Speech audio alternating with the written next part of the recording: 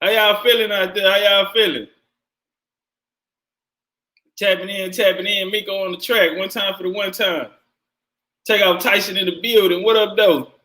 Cutting Jr. in there, ho. He say, make it plain, cousin in a real way. Chauncey Moe in the building. Winston Lee, he got 3, say 1 for me, nigga. Goddamn. Berto in the building. The champ is here. Hey, Bert, we need a picture with you, man, with the trophy.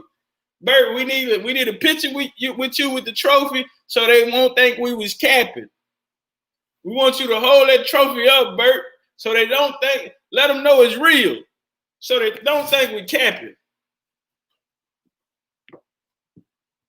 Give me 2 seconds.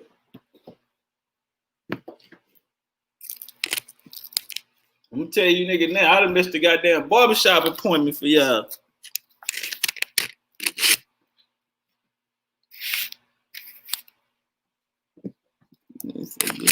Okay. Yeah, I didn't miss the goddamn barbershop appointment fucking with y'all.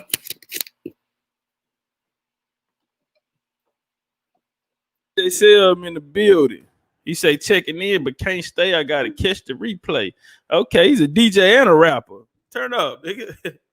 EJ in the building. What's up with it, EJ? Original Tiller's in the building. Nighthawk, goddamn, my Indian cousin in the building.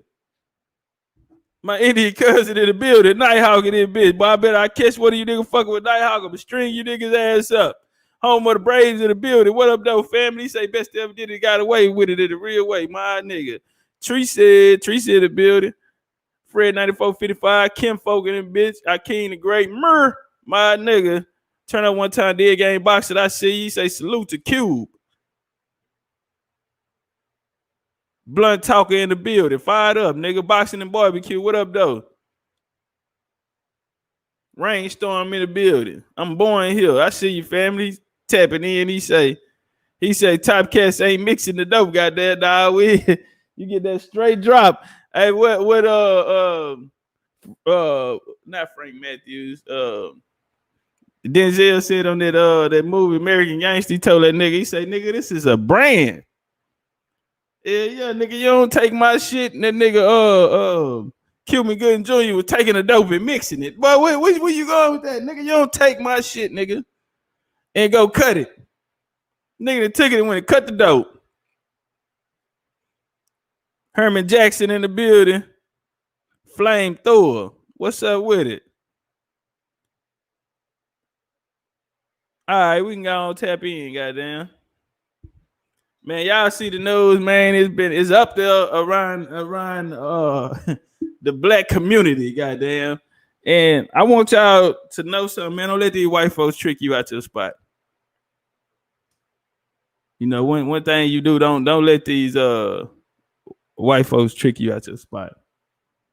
And don't even get caught up in the motherfucking racial politics of this shit. You feel me? Because that's all it is. And it's a shame the way that niggas let these folks use them. What in your motherfucking world? Joe Biden been a politician down there 50 years. And all the offices he held it because of a black vote. And he have given you niggas nothing.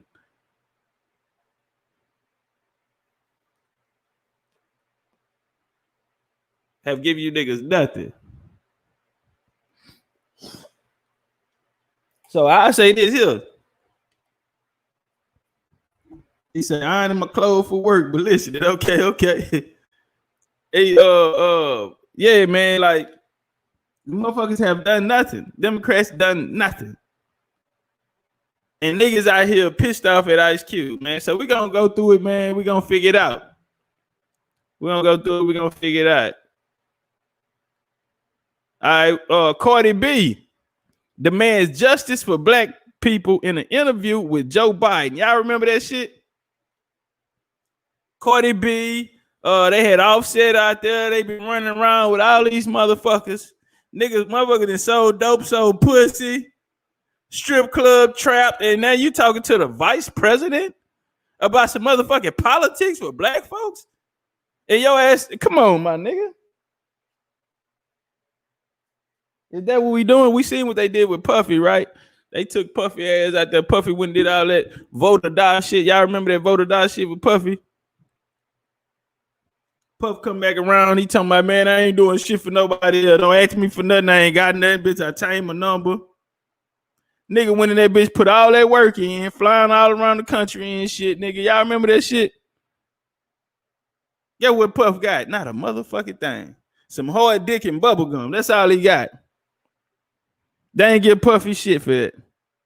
So he come back when Obama and them ran. Come out there, he trying to front line and cape for him and all of that shit. They say, no. No. Mr. Sean Puffy Combs, your services are no longer needed. The fuck we need you for when we can get Beyonce and she come with Jay-Z? What the fuck we need you for?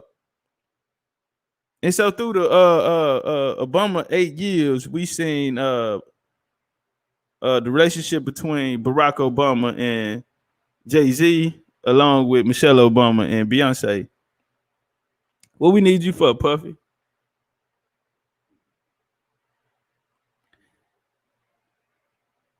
That walk. What the fuck do they need Cardi B for? Cardi B, they get her and Offset, huh? Cardi B made a song that was controversial to some through the black community and shit. We understand that what they promoting and shit with this highly sexualized culture and shit. Kids fucking in the 5th grade and shit. Motherfuckers, you know what I'm saying, getting their cherry popped in 6th grade, intermediate school and shit. Well, Cardi B had a song with Megan Thee Stallion called That WAP. Well, Megan Thee Stallion came out 2 days ago, and yesterday Kamala Harris thanks Megan Thee Stallion for a powerful OPED.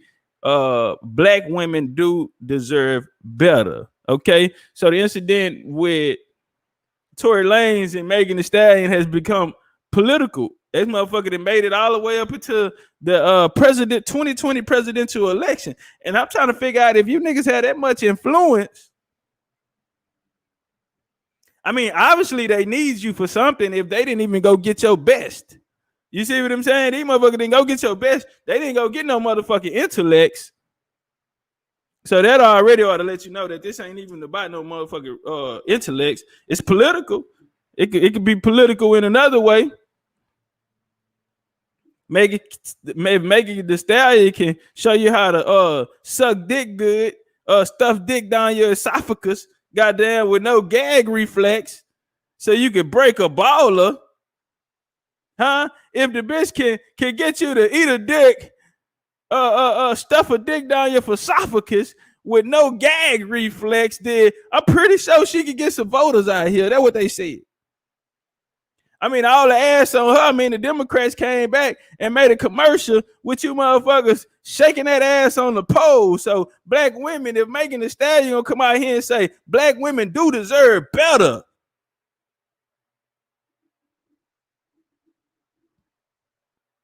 God damn.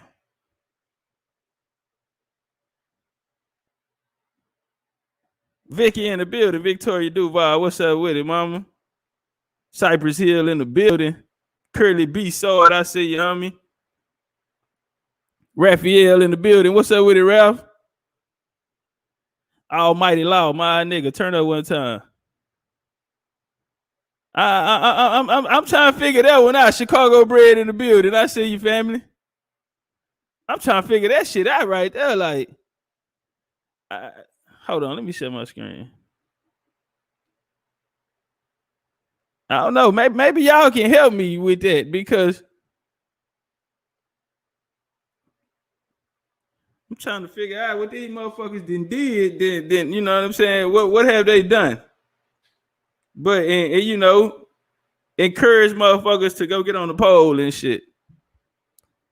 Now I know they want you to run to the polls, goddamn. If they can get you to run to the damn stripper pole, I'm sure they can get you to run to the voter pole. Okay, I get it then. I get it then.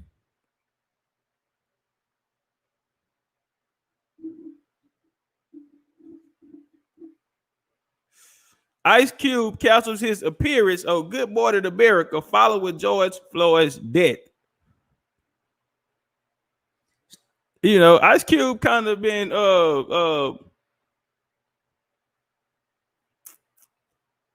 you know, you could tell. Well, Ice Cube kind of turned over another leaf this year. You feel me? And man, I mean, he been going making headlines and clips and shit through this 2020. You know what I'm saying? Really concerning racial racial topics or whatever that's been in the news that have been political. Because if we see George Floyd, how this nigga name was ringing bells and shit, you even had Joe Biden show up on the screen and shit at the nigga funeral and all this type of shit. Trump didn't talk to the nigga kids and shit. This shit has got so political. And then you got Ben Crump running around here with the family of George Floyd telling everybody Trump hung up in their face and all this type of shit. He sound like he ain't really feel like talking and all this kind of shit. And Ben Crump endorsed Kamala Harris already. Like, you gotta understand, these people sitting in this ring, they already had this shit mapped out. They already had it mapped out. Ice Cube offers $100,000 to cover Walmart looting damages if the police don't make any arrests. How many of y'all remember that? Now, that was some real shit right there. They was coming out and they was screaming, "Oh, well, it's over $100,000." That nigga say $100,000. That's it. I tell you what, nigga, let's make a deal. Let's make a deal, nigga. I send it over there right now, nigga. That nigga said, "I send it to you right now, nigga. Drop the cases." I'm trying to figure out when y'all saying some real nigga shit like that. And then I'm pretty sure somebody will point me to the fact that during the Freddie Gray Baltimore riots that Beyonce and Jay-Z paid the bonds for the people who were. And I want y'all to understand,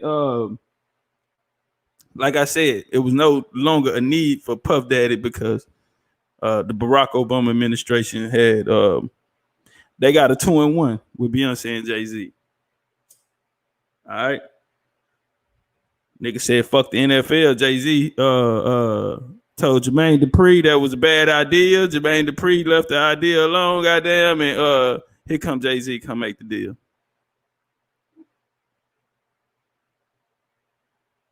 I mean, who the fuck you gonna think? That's damn near like a government contract, my nigga. Who you think they gonna give it to? Ice Cube or some shit? This nigga that went and made his own motherfucking basketball league. Nigga out here talking about black ownership and shit. This nigga, you know, come on, man. All right, let's walk.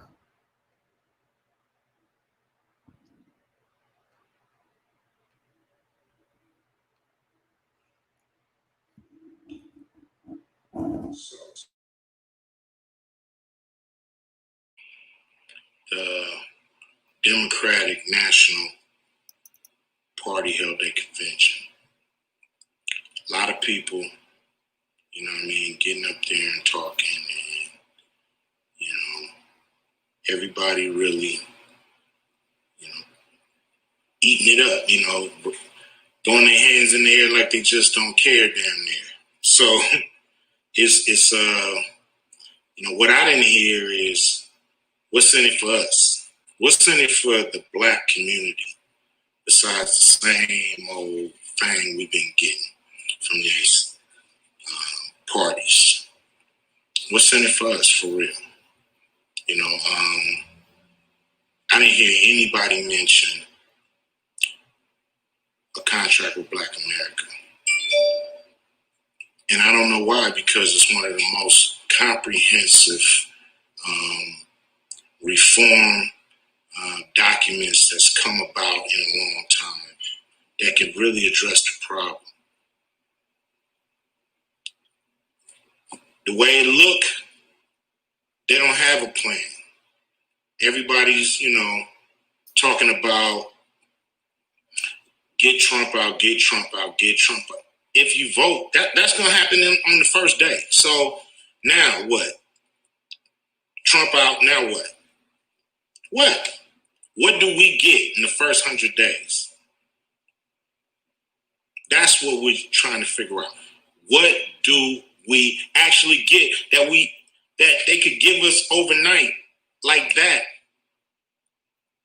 They just pulled $3 trillion out their ass and gave it to their friends. That's American taxpayer money. That's your money that they just gave away. And then there's 42% of black businesses closing. None of that money. Where's our fucking bailout? Where's the bailout? Not the PPP loan that they didn't give us. Where's the bailout? I don't want to hear about deficit. I don't want to hear about what our generations gonna have to pay. Because if we don't have shit, they ain't gonna have shit anyway to pay nothing. Right. So we gotta start something right now. Brother Lawrence in the Democrats building. don't seem like they got a plan. Republicans don't seem like they got a plan for us. So how the hell you gonna vote for them? Make them earn that vote. They can start today. They ain't got it yet. They can start today. Make their ass earn that vote, man. Stop playing with these people, and they'll stop playing with you. Bars. Hey, let's get some flames in this motherfucker. Let's get some flames in here. Bang that like button, keep the likes up. Goddamn, no more in the building. L Boogie with the hoodie. Cat in the Feds, my nigga brother Lawrence in the building. What's up with it, OG? Cat in the Feds said whites believe we're complete and best. What the fuck that? He said they going to get rappers to discuss issues in our community. Nighthawk say Ice Cube gonna fuck around and run for president. Watch, but that card gonna be stacked. 2024 gonna be a stacked card. I'm telling you, anybody and their mama can run. I probably run when I'm by 50. I probably run in by 20 years or some shit. Y'all niggas better come out there and ride for me, goddamn. Get us a black Indian president. Gun smoke in the building, goddamn. Bang, bang. We got the shooter in the building. Copperhead Outlaw. Shatera didn't pull it up.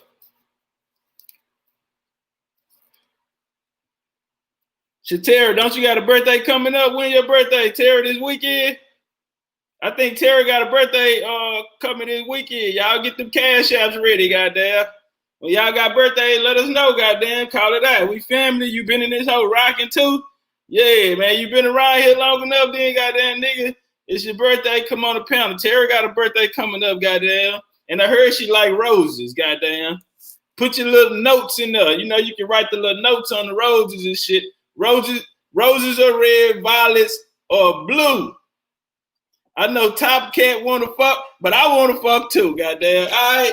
And you know what I'm saying? Get your little notes and sticky cards and shit. You know what I'm saying? A birthday coming up, goddamn. Rice say the number 42 is one of those gematria numbers they always try to stamp all over us. Same thing with 59. All right, Rika, you need to talk to David Taylor. You need to talk to David Taylor, or that's David Taylor, another account or some shit, nigga. Talk to that nigga. Keith Graham in the building. What up, though? Tracy say, Dead Gang say, they say Abraham Lincoln was black. Shh. Man, back then, all them niggas is black, right? Don't worry about it. I got a making of an African American coming. I got a making of, y'all know I got 2 more. I'm finna blow the lid off some shit. Finna blow the lid off this motherfucker, nigga. I'm trying to hold my shit. I'm waiting on information, bro. I'm waiting on the new information. Where is the new? Where are the teachers at in the community? We need new information going around. It's dull, it's gray skies around here, bro. The only thing bringing to light, there is no community without information. In these sections, in the conscious communities.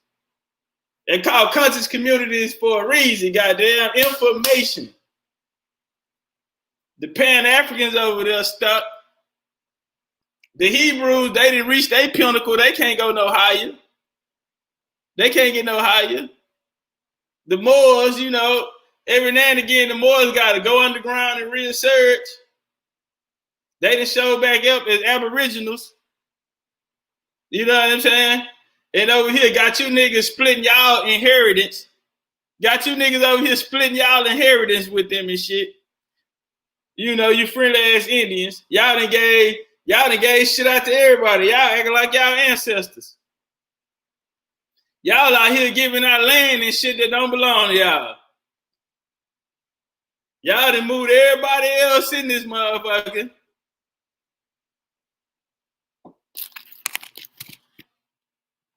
You goddamn Indians that moved everybody in. Can we all just get along? We can. But when it comes to this information, we cannot. Okay? Indian community ain't got no motherfucking doctrine. So we ain't sharing doctrine with nobody. We don't have no doctrine. We stand on genealogy. Something that none of these other communities want to deal with. You ain't never heard that conversation about genealogy, and none of them. Why? Because they got a book for your motherfucking ass, nigga. That's why. You no longer have a genealogy. What you need a genealogy for, nigga? What you need to be in touch with your ancestors for when I got this book? And then you got niggas running around here talking about they are descendants of Abraham, Isaac, and Jacob. Y'all want to talk about it? Let's talk about it. Y'all want to talk about it? Let's talk about it. Niggas running around here got all this information that's coming out the motherfucking Levant, the Levant, Northwest Africa, and all this type of shit.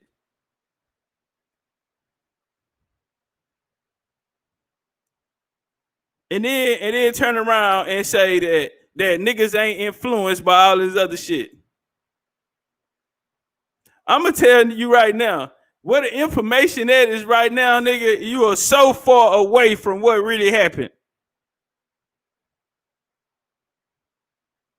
You are so far away from what actually happened in history. And the route we going right now, we ain't gonna get closer. I'm gonna tell you something, man. Yesterday, that nigga Lord Jamar told Dr. Umar Johnson that, hey man, my father-in-law, he got it. He didn't have much. He started small, started what he had. You know what I'm saying? And he ended up, turning it into something that's honorable and something that can be respected and modeled. And his point was that Umar Johnson had way more. He had more time. He had been doing it, been around, been doing this shit. Had the support of the people and everything. But he couldn't get the job done. And then you had this regular guy come in, get right to business, and in no time, it's something to be respected. And I say, you know what, goddamn, nigga, I can take a page out that nigga book. Umar didn't want to sit down with his father-in-law, but I sit down with him, goddamn.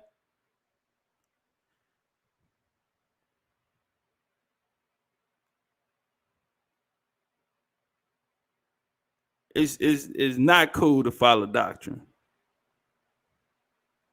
Following doctrine is not cool, and another thing is not needed.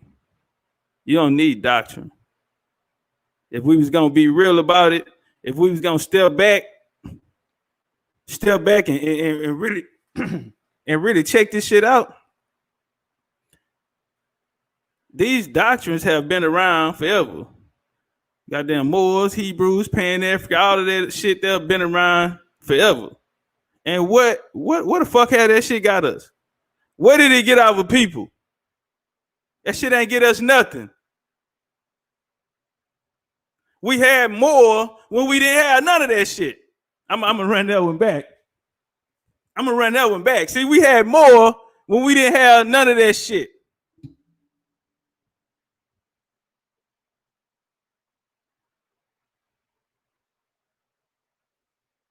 I'm trying to figure out what the fuck we get out of following these doctrines. I remember back in 2013, nigga, it wasn't a person on the planet that wasn't a Hebrew Israelite if you would have asked them.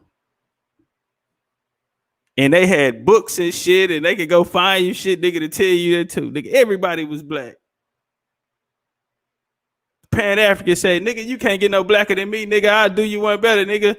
Nigga, I'm taking the whole world, nigga. I'm taking the whole world. The Moors did the same thing. Nigga, we had an empire, nigga, from here to there, nigga. Maine to Spain, no you niggas ass.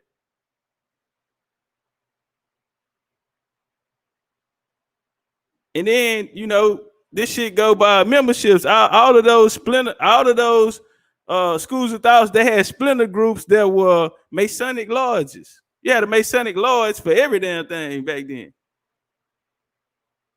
And it was all about getting people in your movement. You know what I'm saying? Get motherfuckers to join and shit. Abba Bivens said he dropped that 12 tribe chart. He knew that shit was fake, but he had to reel them in. Y'all heard it. Y'all heard it here. Y'all heard it.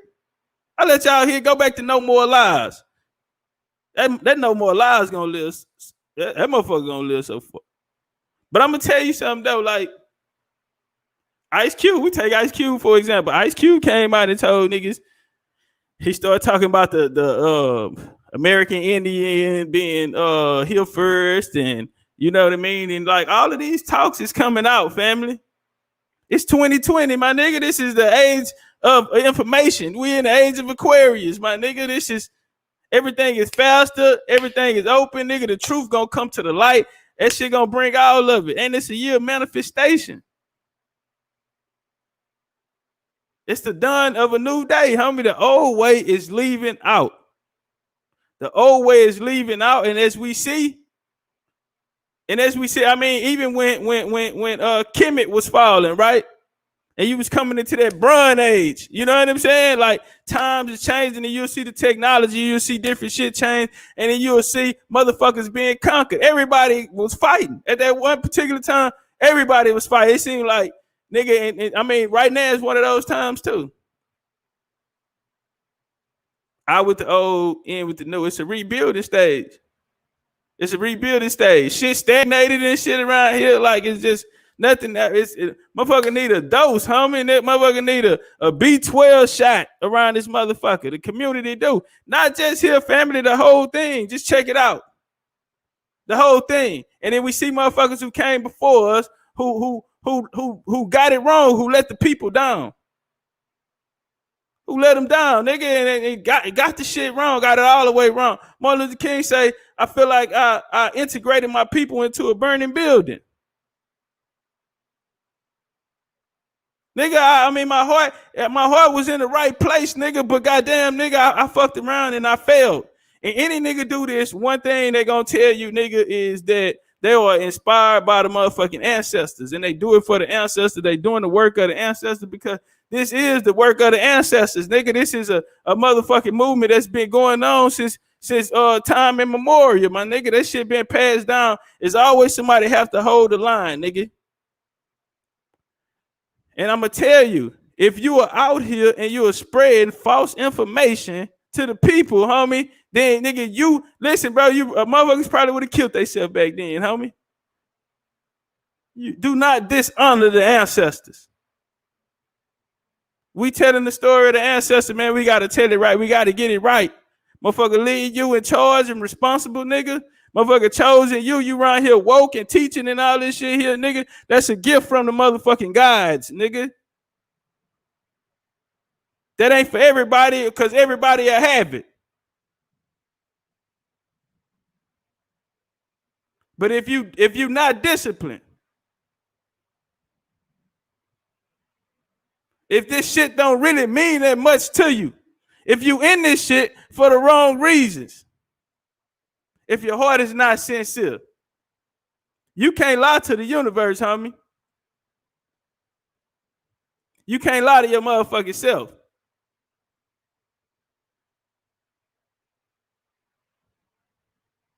Maybe the motherfucking shoes might be too big. Maybe you can't fit them yet, type of shit. You know what I'm saying? But we have to stomp down, man, and we have to be real disciplined on our motherfucking research, man. When we bring this information out here, it is not okay. I'm gonna stress it. It is not okay. Doctrine is not cool. I just come out and say any one of the doctrine, because you bound to the book. It's a religion either way. If it's a doctrine, even if a nigga took the religious title off of it, you don't follow no religion behind it. Don't mean it's not a doctrine.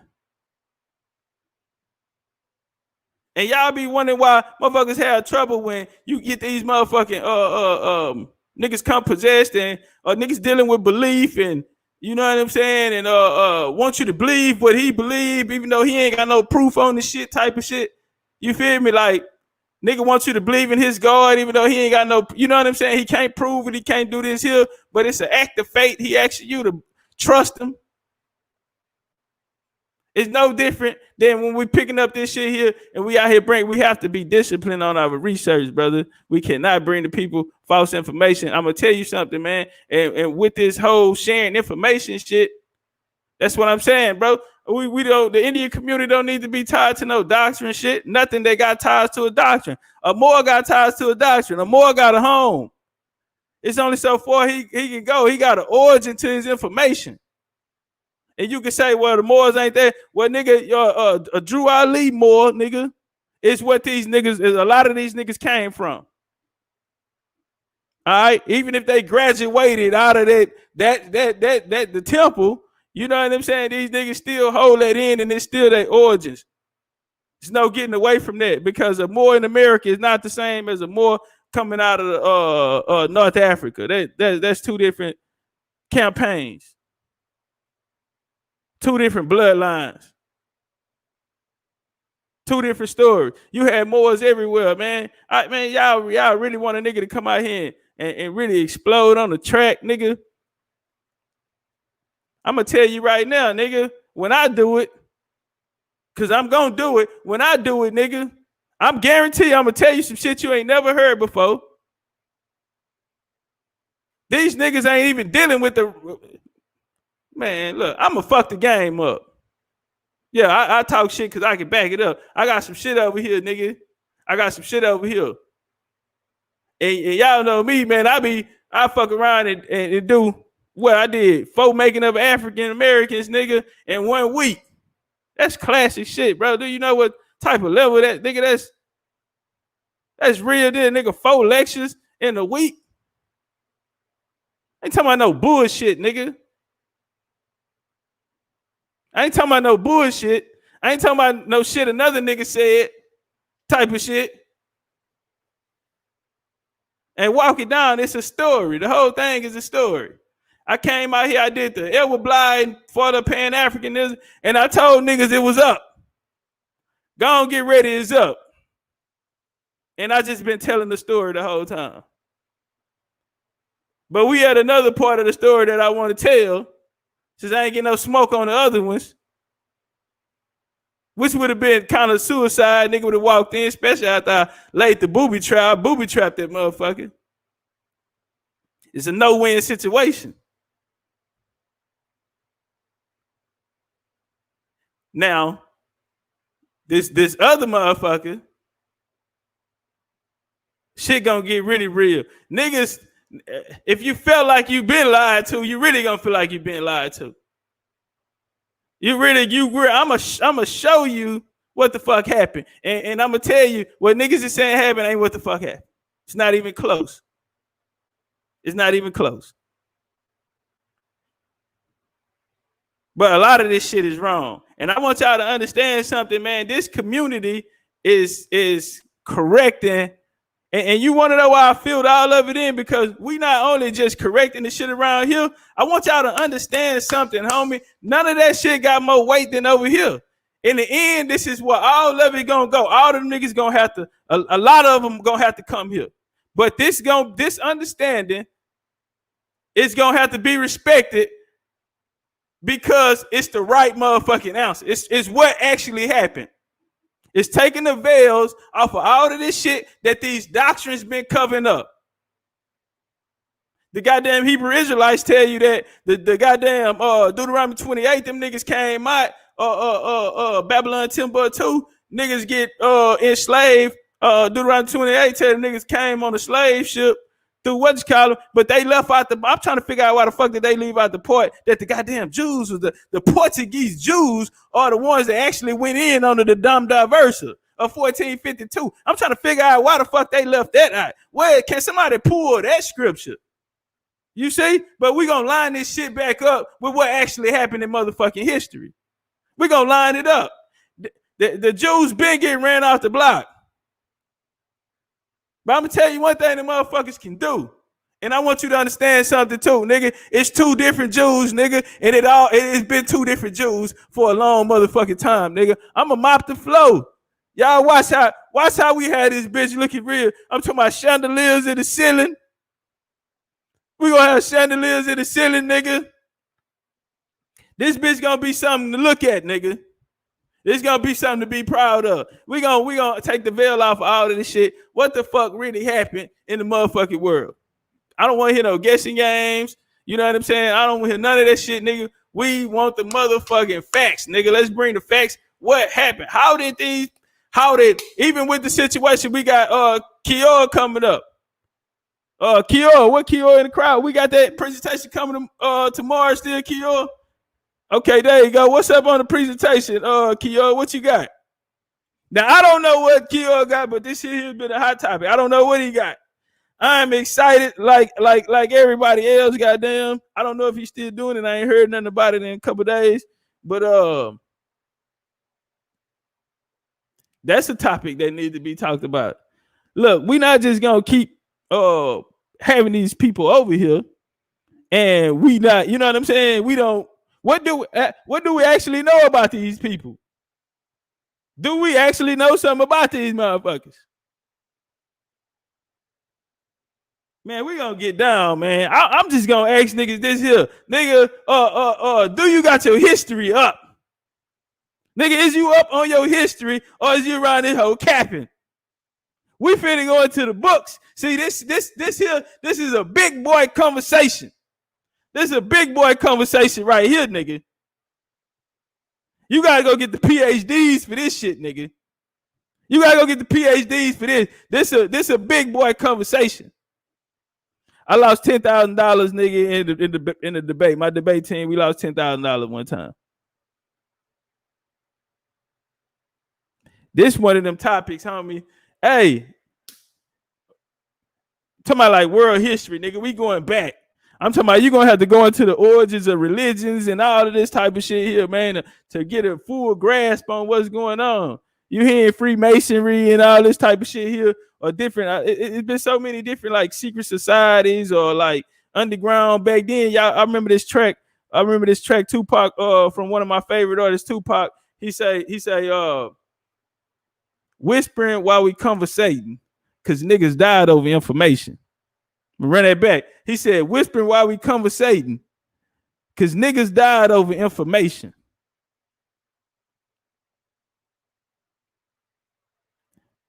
It was hard to be a hoe ass nigga back then. It was hard. Because life and death was night and day, nigga. You had to be a motherfucking warrior, nigga. You had to be a motherfucking warrior, nigga. And you know what them warriors did, nigga? They trained. They trained, nigga. They trained for the moment. They trained for the motherfucking moment, nigga. So when the lights came on, nigga, all you had to do was execute, nigga. In the real motherfucking way. All you had to do was execute. I'm gonna play this clip, man, from Rolly, Poly Rolly.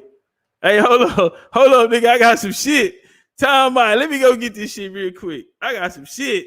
Ooh, watch this shit, nigga. Boy, niggas be thugging. Yeah. I got some shit.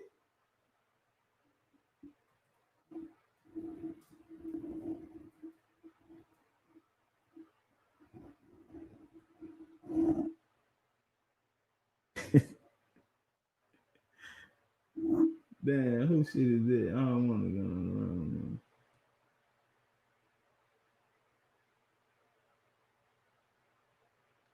I don't want to go around joint. All right. Hold on. Let me do it like this then. Man, say. Niggas stirred out, man. Niggas stirred out. Y'all know we like 3 weeks out. This bitch about to go down. We a couple weeks out, family. This shit don't even feel like a real election. it feel like if that nigga beat me, is y'all down to running that bitch and get this nigga up out of there with me. I'm talking about Democrats that really got everybody in their mouth. I hate motherfuckers who can't stand on their own. Stand on your own, my nigga, go out there and beat them. Why everybody gotta be involved? You know what I'm saying?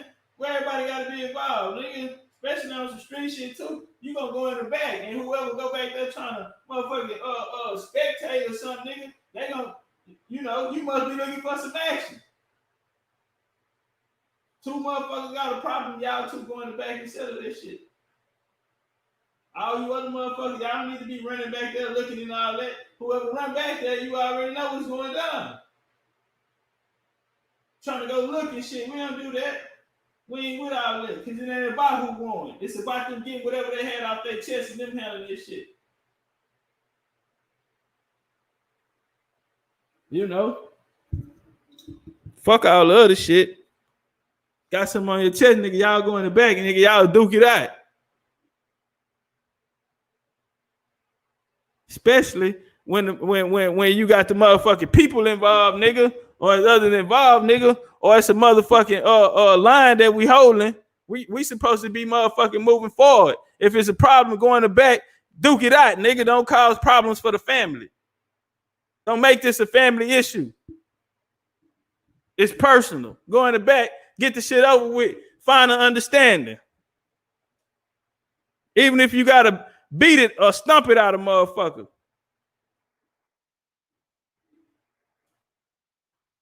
Don't make it a family issue.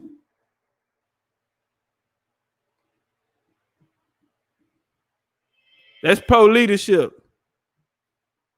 That's leadership. All right, let's check it out. Damn, do I get it? This is audio. Damn, all right, hold on. This is audio.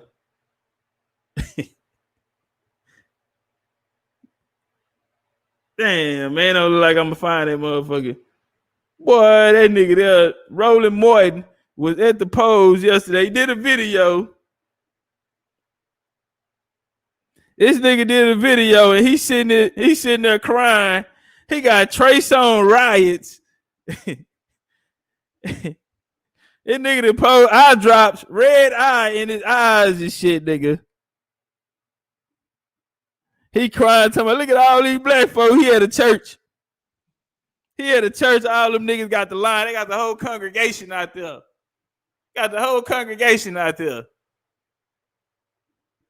I say, man, they out here caping for these folks, bro. And these niggas you ain't getting nothing. Ain't nothing in it for you. And niggas around this whole fucked up at Ice Cube. Ice Cube say he reached out to the Democrats and the motherfucking Republicans, nigga. What do y'all have for us? You know what the Democrats told that nigga? Democrats told that nigga, we'll holler at you after the election. Ain't that some slave shit? Did they work the shit out your motherfucking ass and tell you I'm gonna pay you when I feel like it? Bitch, I'll talk to you, nigga. Are you helping or what? Bitch, or are you an enemy? And he went over there to Trump them, and get what he say? Trump them did? Got the erasing shit. Oh, you don't like that? Okay, well, what about this? Okay, what Trump them did? Trump got the erasing some shit and added what the fuck that nigga what's called? See, it's called coming to an agreement, my nigga. It ain't hard to tell if a motherfucker trying to work with you or not. It's real simple. Fuck you, man. You gonna talk to me after the election? That means that I already done gave you what you needed. You already done got what you needed out of me. So I'm not even a priority to you. That's like you know how them hoes come over there and the bitch just came over there to chill with you to give you that pussy and eat your dick up. You understand me? Bust all in the mouth and shit, nigga. You understand me? You gotta, you know how they be on that 1, 2, how them wrestlers, they get a nigga down, and they 1, 2, and then the nigga kick out right before 3. That's how you gotta kick out with her. She gonna suck the oxygen out that nigga, goddamn, and keep going. You gotta kick up out that motherfucker, nigga, like you about to use the World Wrestling Federation belt. Kick out that motherfucker, nigga.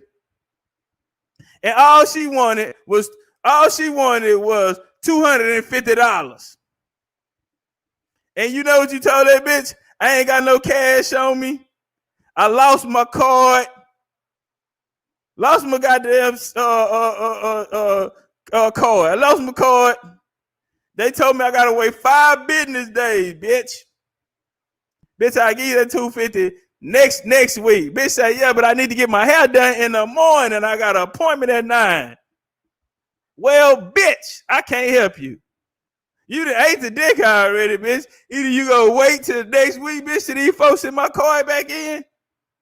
Which all I'm gonna tell her is that I missed the number on the zip code. And goddamn, I gotta wait a whole nother week. Fellas, y'all know how this shit go.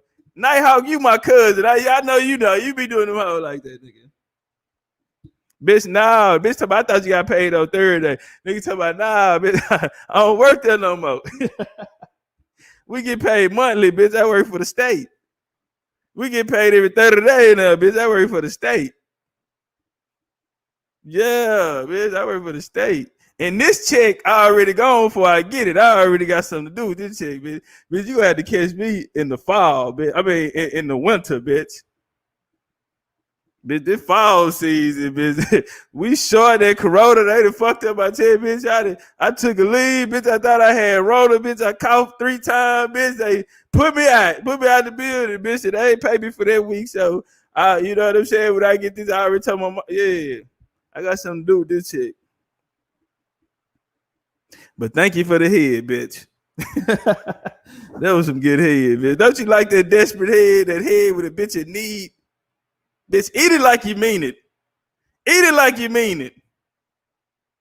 You know when the bitch, fella, y'all know when the bitches need a little pocket chain, they grab your hand and put it on top of their head for you. Yeah. Bitch come over there, I already wrapped up. She already got the hair wrapped, and bitch already got it wrapped up. Get in this pussy. Bitch to play with the bullet on the way. Bitch in the car with the little bullet. Bitch in the car with the bullet on there. Get that motherfucker juiced up. Pussy don't fail me now. That's what she was jamming. I gotta turn it nigga out so he don't want nobody else. Just me and only me. Bitch, go in there and show skills there, bitch, because skills do pay the bills. Just not this month, bitch. I work for the state, bitch. I get paid every 30 days. Just not this month. So it's going to be 60 days. Yeah, 60 days, bitch. Bitch,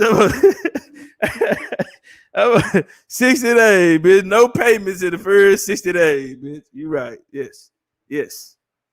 No payment in the first 60 days, bitch. Bitch, I got good credit. Did I give you that $40 last time you needed it, bitch? Bitch, did I give you that $40 last time you needed it, bitch? Bitch, didn't I bring you lunch on your motherfucking break, bitch, when you was at work? Bitch, did I bring you lunch? Bitch, my credit good, bitch. No payments in the first 60 days, bitch.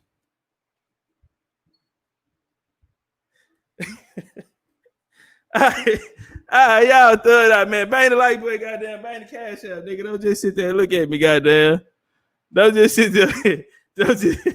Oh, look at Curly. We got one, y'all. Check Curly out, right? Check Curly. Bitch that made his toes curl. That's why they call him Curly. Bitch, he make these toes curl. He be laying there with the $100 in his mouth. Nigga got the whole check. He ain't cashed that motherfucker. Listen, y'all. He's sitting there with the paper check in his mouth. He got that bitch on his teeth. Bitch, if you can make these toes curl, you can get half of it. Bitch, you can get half of it. Curly then went in there and bitch and say he got 5 dependents. He done told the folks he got 5 dependents, goddamn, so they stop taking all that money out of his goddamn check, nigga. So he can pay these hoes to make his toes curl. He talking about put a little something in the bitch tip glass on the way. Y'all been working really, really hard tonight, bitch. I just want to let you know. Keep up the good work, bitch. It's more where that came from. Look at that nigga. Bert Curly told that hoe, bitch, it is more where that came from. Okay, bitch, I work 3 Saturdays out the month, bitch. Bitch, I work 3 Saturdays out the month, bitch. I got 5 dependents over my bitch, it's more where that came from. And these hoes talking about give me a motherfucking raise, bitch. I'm supposed to be getting a promotion, bitch. Bitch, you better go stupid on that dick, bitch. Extra spit. Bitch. Get in the back. Get in the back. There you go. There you go, bitch. Get some more spit on that. Get it, bitch. I ain't Top Cat, bitch. I don't get paid every 30 days, bitch. I get paid every Friday. I get paid every Friday, bitch. I'm not Top Cat, bitch. I don't get paid. Bitch, you ain't got it, bitch. My credit is bad, bitch. My credit is bad, bitch. I don't want no credit, bitch. I'm a money up front type of guy, bitch. You understand me?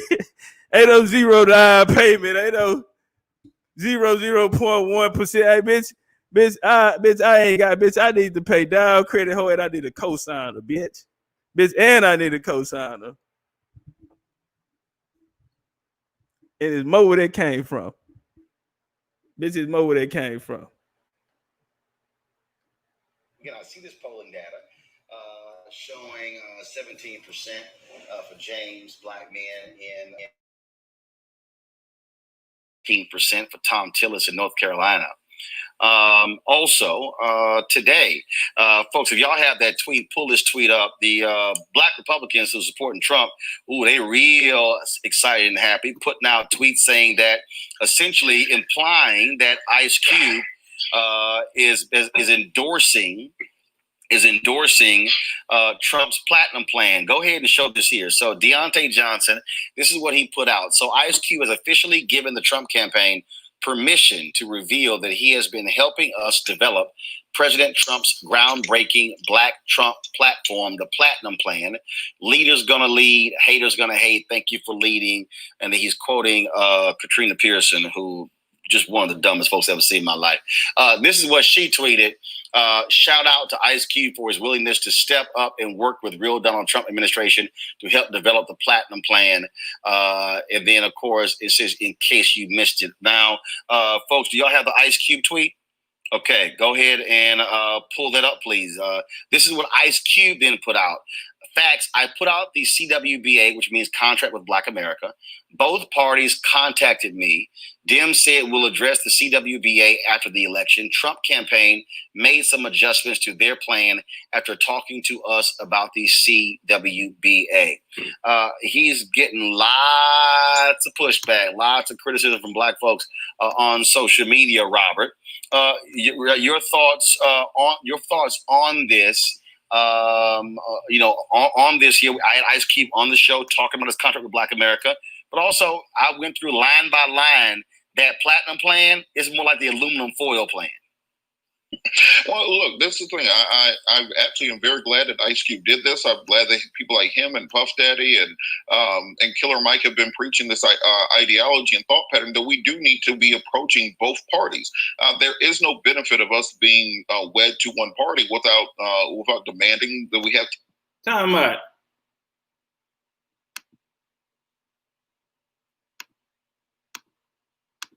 I want to show y'all something.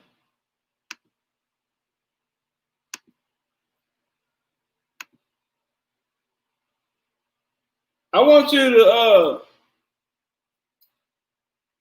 just check out the motherfuckers who out there representing or voice for this so-called motherfucking African American race, right? I want y'all to understand something. Y'all wonder why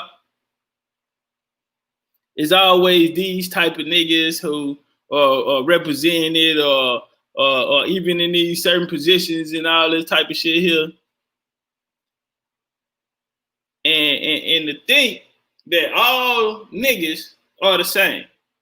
Everybody that's misclassified, Negro, colored, or African American. And I just want y'all to look at the representation that we've been getting.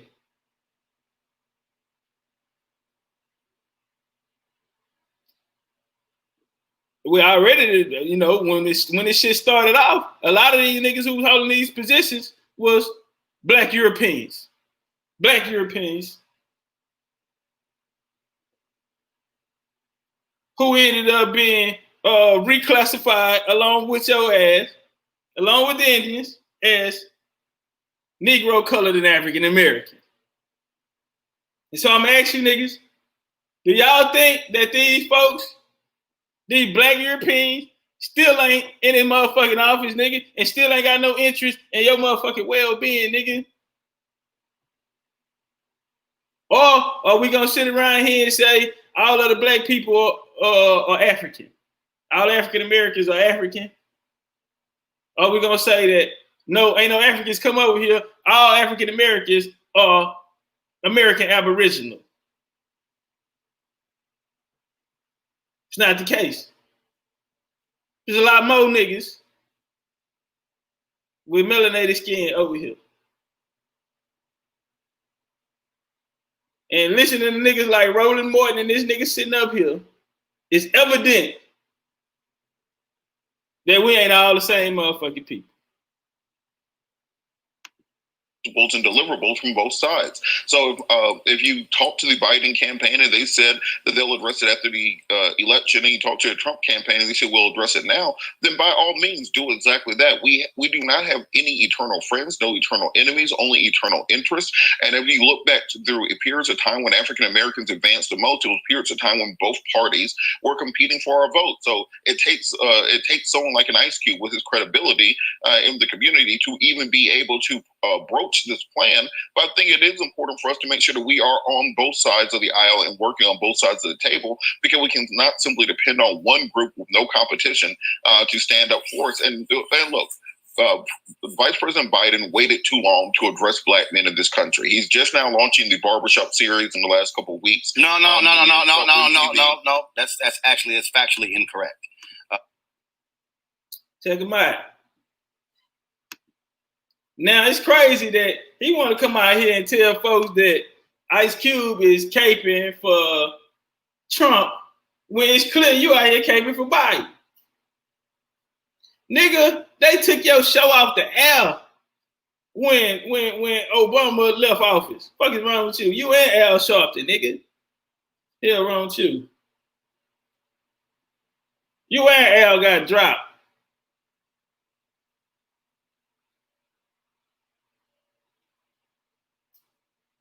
These niggas crazy. He ready to jump out there and put his cape on. No. Hey, bang the like button, bang the cash out. I appreciate that love, Copper Sonny. This is I think the 5th week of the barbershop series. We've actually restreamed multiple conversations. So it did not launch in the last 2 weeks. It actually launched about 5 weeks ago.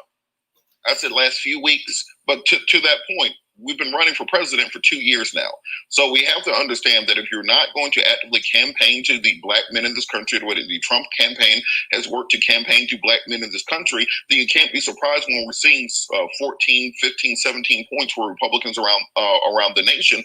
And I think that the most important thing is that regardless of who the president is, that we hold them accountable, whether it's the Biden Lift Every Voice plan or the Trump Platinum plan or the aluminum plan or whatever you want to call it, whatever the plan is, let's make sure we get those things done. But here's the deal, though, and Michael's real simple. I went through this, again, so-called platinum plan. It's a joke.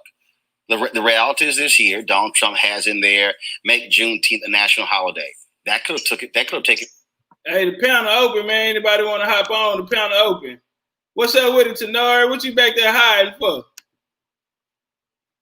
you back there hiding for? Panel open. Jump up.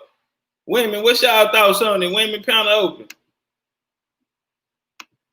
This month, yet Wisconsin Senator Ron Johnson was a lone person to block that from actually happening. Trump talked about making the anti-lynching bill federal law. That was blocked by Senator Rand Paul. Not one time did Donald Trump tweet or say a word about either one of those holidays. In there, Trump talked about great health care. Donald Trump has been promising he has a health care plan before he ran for office. Here we are. In October 2020, still have not seen a healthcare plan. Also, they keep touting this $500 billion. That's not $500 billion for businesses. That's $500 billion for the entire infrastructure program. That's not what it is. It's a BS plan. It's a joke. And so I don't know what they pulled from Ice Cube's contract with Black America, because I looked at both. I don't see any of it in their plan. and you're probably not going to. But I'm just so much largely disappointed with Ice Cube's stance on this to get used. Now, if he's getting used, all right. If he get you, what y'all getting? Miss Rhonda, you gotta connect your microphone. Rhonda, you gotta connect your microphone. What's up with it, Birdo? What you got for us? Hey, what's going on? Salute to the chat. What's up, everybody on the panel? When Okay. Roland Martin, am I on, brother? Yes, man. Yeah. All right. Can you hear me? Yeah. We Okay, I bet. When I was looking at, I took the time to briefly, while you were speaking, listen to the audio clip of Roland Martin. Okay, so you still can't hear me? Now we can hear you. Can you hear us? I can hear y'all. Okay, yeah, we hear you. We hear you. Can you hear Bert? Can you hear me? Say it again, Bert. Can you hear me? Mic check 1 2 1 2. All right, turn up. She must can't hear you. All right. Okay, so hello, Bert. Go ahead. Miss Rhonda, try to go out and come back in. Go out and come back in. Okay. All right, turn up, Bert. All right, so when Roland Martin was at the, I took the time to listen to the audio clip. I didn't see the video. The dude had the still pictures of Roland Martin crying his eyes out. Had the polls the other day. The level of pandering he is attempting to leverage is clearly for himself. You know, you made a good point. At the end of the Obama administration, him and this dude got pulled immediately. Like, and we knew it. We knew it because they were just complete bootlickers for anything he did, and they put it in such a way that the civil rights crowd that had the dominant, that has the dominant, or had at that time the dominant or predominant say in the black demographic, would always lean towards more peaceful resolutions and more of the same status quo for black civil rights attempts, not even resolutions, but attempts. That in turn is him playing it for himself. I think he's completely selfish, and it showed. Also, whoever his stylist is should be fired for letting him go out on the air that one time in Crocs and capris and that Hawaiian shirt with his fat knees showing. I was like, man, whoever did that should be fired. I just wanted to slide that one in there. But for the most part, it's a completely selfish attempt on his part. Early on Trill, Black made a very good point. Ice Cube went and started his own basketball league. Think about that. Mm-hmm. Ice Cube went and started his own basketball league. If anyone can sit down, and we don't know this brother personally, we don't know what the predominant change has been in his heart that would have him take a stance like he has, even from when he went out with the basketball league. I was like, this isn't Hollywood Ice Cube doing this. This is, you know what?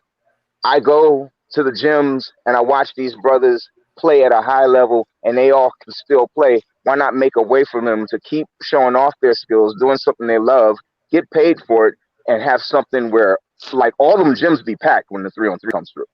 Yeah. You know what I mean? So this is a person who understands how to build from the ground up something for his people.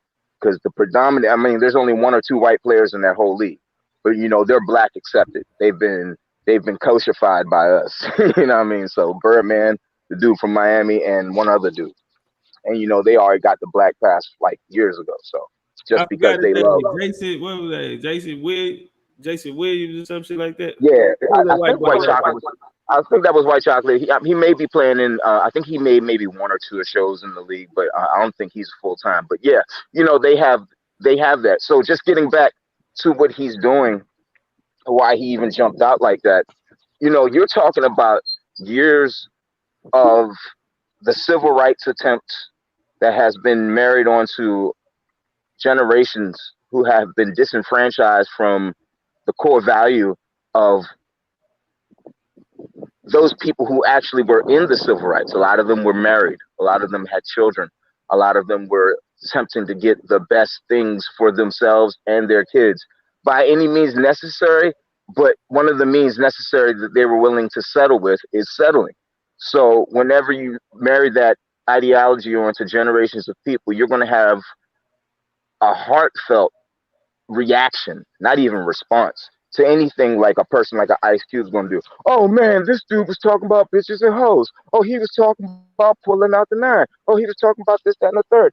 All that while failing to see that this is a person who has built from the ground up. So I was feeling what they were saying on Trill, and I ain't gonna be long-winded about it, but it was remarkable because I went on to Twitter to see how many people were jumping out reactively to the whole thing. And it made no sense. The comments that I was reading, I'm like, oh man, look at this. This is just idiots attempting to gain merit in something they believe in, which has holes in it. So they've been putting years and years and years of effort into a bucket with no bottom. Honestly, I'm gonna call it like that. So just in closing, let's not jump to conclusions. We're a reactive cherry picking people, like the Black Union or Continuum or whatever you want to call it here in this country. You know what I mean?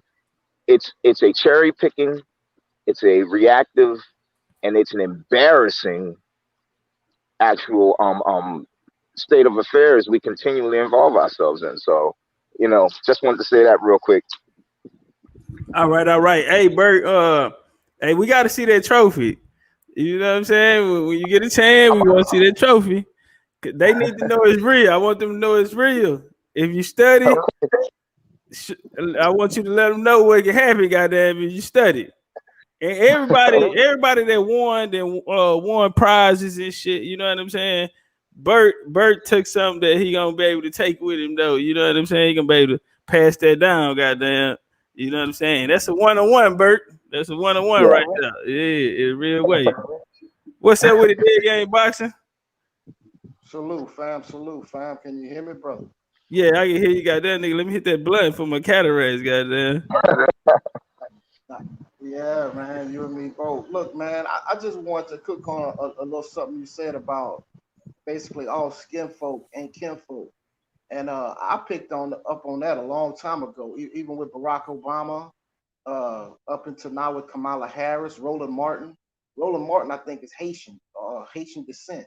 So you will never see a brother or a black man from another country that's going to support the real cause of the original indigenous black man. It's been like that for years. They'll get a token-looking Negro, a token-looking black man that's going to confuse you. And I've been confused for a long time, thinking that, oh, this is a black man. He's there. He's down for us, but technically, he have his own land. So as black people, bro, we crucify each other, and that's what makes it so hard. I didn't even have to get on Twitter and look up what happened to Cube, because I know my people. My people will crucify their own people, and it's been like that for a long time. Hey, that's real, and then they'll crucify the ones that's really out there. Like what Cube can go and show. Well, the changes that got made in the for the Trump plan, or quote unquote plan for black people, Cube actually can go in there and show well he got some shit put on there. If we help you win, nigga, then nigga, this is what we need. And the Democrats, you know, Democrats told that nigga there again, we'll talk to you after the election. Yeah, man, but that's just they won't even talk after the election. That's lip service. Facts. You know, and that's what Cube know. That's what he understood. It ain't. This not a conversation. If it's not that important to you that we can deal with it right now, then I will vote not that important.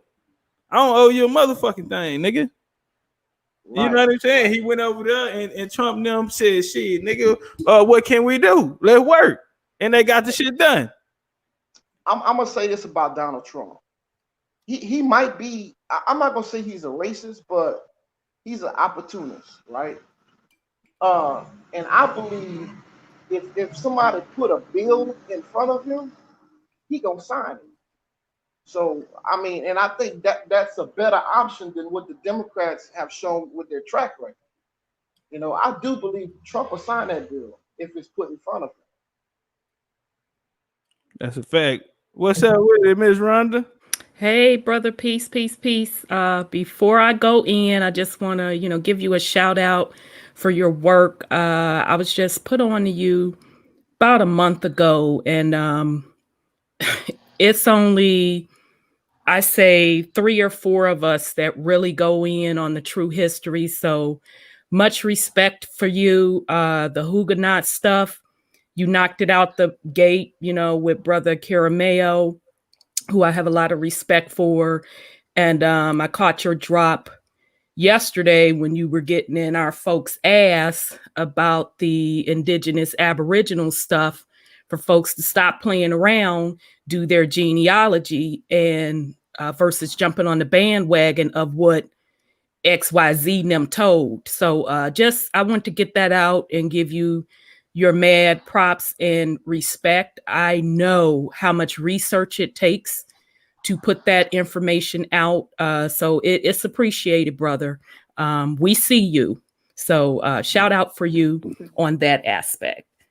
Appreciate you, sis. That mean a lot. Appreciate you. All right. So now let's get into these boule. Is it okay if I curse? Turn up, goddamn. Okay. Let's get into these boule motherfuckers. First of all, I don't appreciate when somebody comes with some even semblance of logic and making sense. They want to come with the bullshit. But yet there wasn't an outrage when Megan Thee Stallion and Cardi B was supposedly fucking representing a whole community. So the hypocrisy of it all is just overwhelming. It is sickening to my stomach that we have people put before us that we're supposed to buy into as representing me. First of all, just to be clear on my stance, don't none of them represent me. Because that particular false ass European fake government that the black nobility Europeans put that shit into place, I don't ride with it anyway. So that's number one. Number two, let's say if I did ride with it, why would I, as a logical human being that could think, would continuously allow the same people to feed me bull crap over and over again, and I'm supposed to not question it and just keep rolling with it? These are the things that folks that are calling themselves, quote, quote, African Americans and blacks keep doing, and they expect to be taken seriously. It's a joke to me at this point. This election has truly shown how America overall are just intellectually inferior. And then number two, for the melanated community, we still don't get how important we are. Because if we weren't that important, they wouldn't even fucking be begging and pleading us to come to the table. If they were smart, if you're going to rock with this European system, if you're smart, you're supposed to make it worth your while. And folks not even intelligent enough to do that. So I'm just sitting back watching with the popcorn, and I'm seeing the players play out. And now you could truly see who is whom and who is on which side. So I'll shut up now, brother. Nah, that was powerful. That was powerful, sis. I want to piggyback on what the sister just said. Thing about it is, as black, as African Americans, we don't even know who we are, bro. And that's why your work is very important. Down in the South, I'm in Louisiana, and once I got on YouTube years ago, I got tapped into this conscious community. And these guys were spitting knowledge that I didn't even know existed, all these doctors and stuff. I'm like, man, who is these cats spitting real knowledge? Well, so I thought was real knowledge. So, you know, coming from where I'm from, you get sucked into that stuff, and then you jump on the Hebrew Israelites. I've been rocking with them for years, studying their stuff. So it's like, what's the identity? We have no identity. We have no clue who we are. Where some other melanated people, they have their own land, you know. But if you are a person from the Americas, you have no clue who you are because it's been hidden and suppressed. And we've been lied to for so long, we have no clue. You know, am I a Jew? Am I Israelite? Am I Indian? Am I African? It's just so confusing, you know. And, you know, coming up, like many other brothers say, my grandparents have never mentioned anything about Africa. You know, it was always, you know, stories about plaiting my great-grandmother's long plaits, man, and Indian stuff, bro. It was never no African stuff. So we just confused as a people. Well, y'all came up here and set this motherfucker on fire. But hey, let's get some flames in here, chat. Get some flames in here. They're here kicking that shit. Yeah. God damn. Yeah, brother. I agree with you. And I guess that's why I get so frustrated. And on one hand, you try to be patient with folks because, you know, those of us that have come into this knowledge, it took us a long time to get there. It took some throwing out the bullshit, throwing out the propaganda, throwing out, even in some cases, what your family taught you to even get to this point. But bottom line, and I think that's what Top Cat was spitting at yesterday on his show, which was absolutely excellent. Until people get real and get into their genealogy, damn what XYZ brother on the corner with the motherfucking 40 or that's been up in the jail, then learn some religion is telling you. What are your ancestors telling you? What is auntie, grandma, and them telling you? What does them census records tell you? And until people can take responsibility for self, knowing who they are through genealogy, anybody with a shiny little trinket that's going to remix the same bullshit to throw them off their game, they're going to keep doing it. For the simple fact, they're getting over on you. Everybody else is benefiting on your birthright and your land because you don't know who you are and you refuse to fucking do the work. But check this out. What we do when they say, when we have no clue who we are, and they be like, look, brother, that's you in the Bible. You are Jacob. You came on the slave ships. And if you have no prior knowledge of anything, man, that's uplifting. And that's where a lot of people fall into the trap, man. It's very uplifting to know that you are Jacob, man. You suffering the troubles, the Jacob's trouble right now. So, you know, it's just pretty difficult for us to come to grasp with the understanding because there's so much stuff out there that pulls you one way and that way, and there's a lot of feel-good stories. I totally agree with you, brother. And I'm just going to keep it real. That's going to separate the men from the boys and the women from the girls. That's the bottom line. Because it's easy to just believe for brother so-and-so to pull open a Bible and say this who you are. Oh, really? That ain't what my mama and them say. Last time I checked, I came out of her womb. So now how am I tying back to this? So until people can take the ownership, knowing self is a journey. So that even means on the spiritual side as well as the physical side. Boy. We cannot make people take that type of responsibility. They have to want to do it for themselves. It's like the street pimp, sweet talking, the woman that's getting off the bus.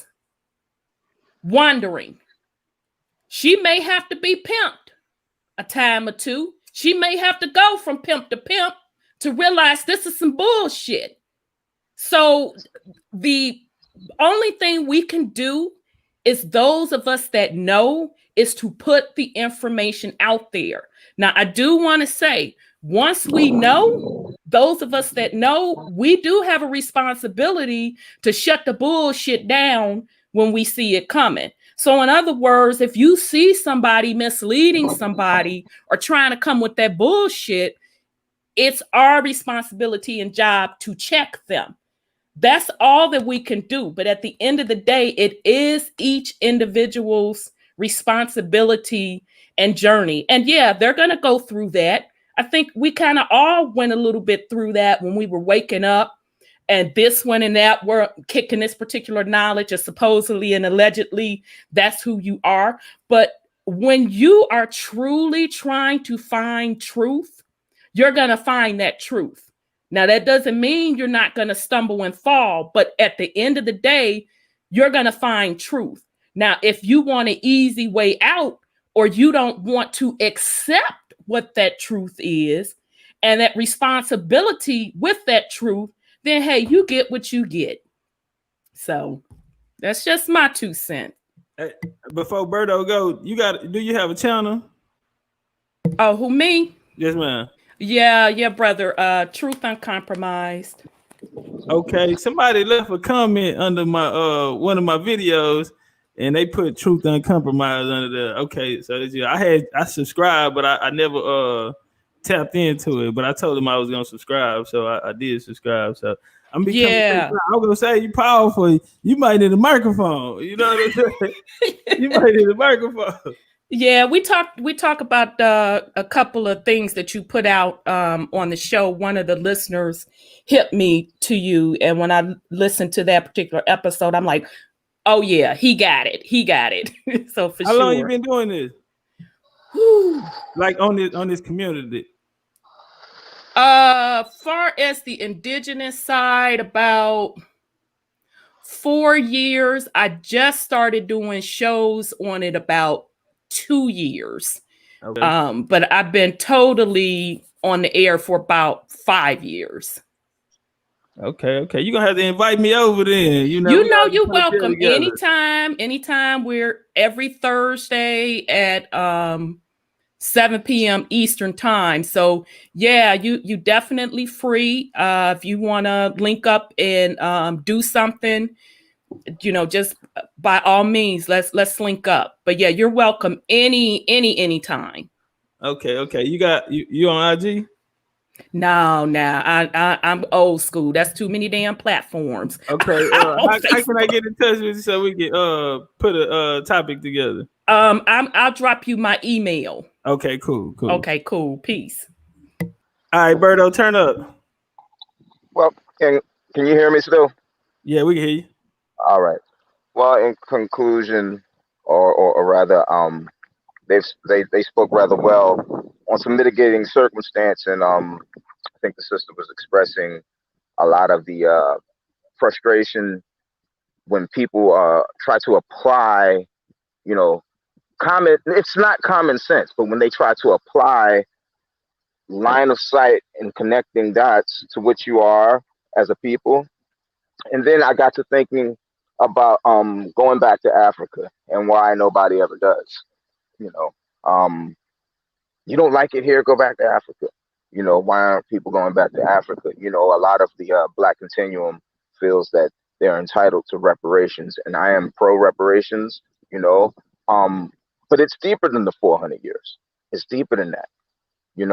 It's when you look at the history and you get into the studies like Brother Big Chief has presented in a lot of his builds, and I got a playlist, it's public, called Study with Top Cuts, and it's a lot of those informations where he's showing you how people were ran down on in this country and put down in chains and enslaved and forced to give up their lineage here, either by reintegration or by a bullet.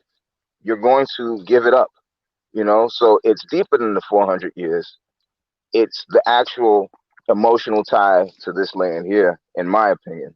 So I think people like Brother Tariq and a lot of the other people who have been promote or have been championing, if you will, the pro-black movement and its lineage to Africa, they're realizing that now.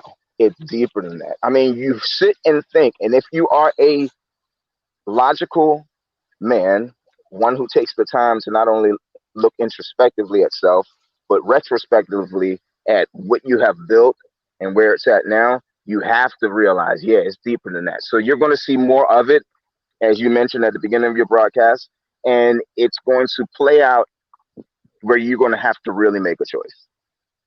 Keep spinning the wheels or do something different. And that's it. So.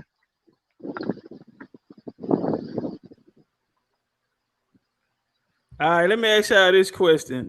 This for the panel. All right, since y'all touching on it, and for as and man, I want to give a double salute to my nigga Dead Game, man.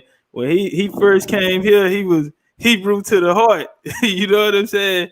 Man, just having an open mind, you feel me, and studying, you know what I'm saying? And like Berto said, just being logical, you know what I'm saying? But he opened up, man, and man, for me to hear him say that shit, nigga, that was some real shit.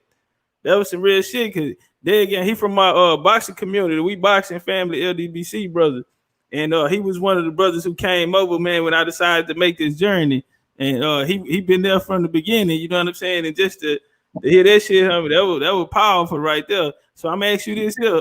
We can start off with you first. How important do you feel like us as quote unquote African Americans, how important Donald Trump say we need to do our history, African Americans need to do their history. How important do you feel like the genealogy is over all of this other shit, these doctrines? You coming to me with that? Yeah, we'll go with you first. Then we can go to the sister L Boogie and then Ms. Rhonda.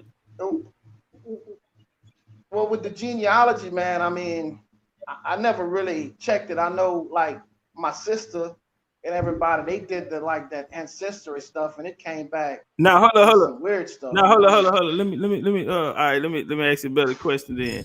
Meaning, not just not even knowing, but just how important is it? Do you feel like that's the best way for us to find out who we really are through genealogy, knowing who our ancestors were, or these doctrines?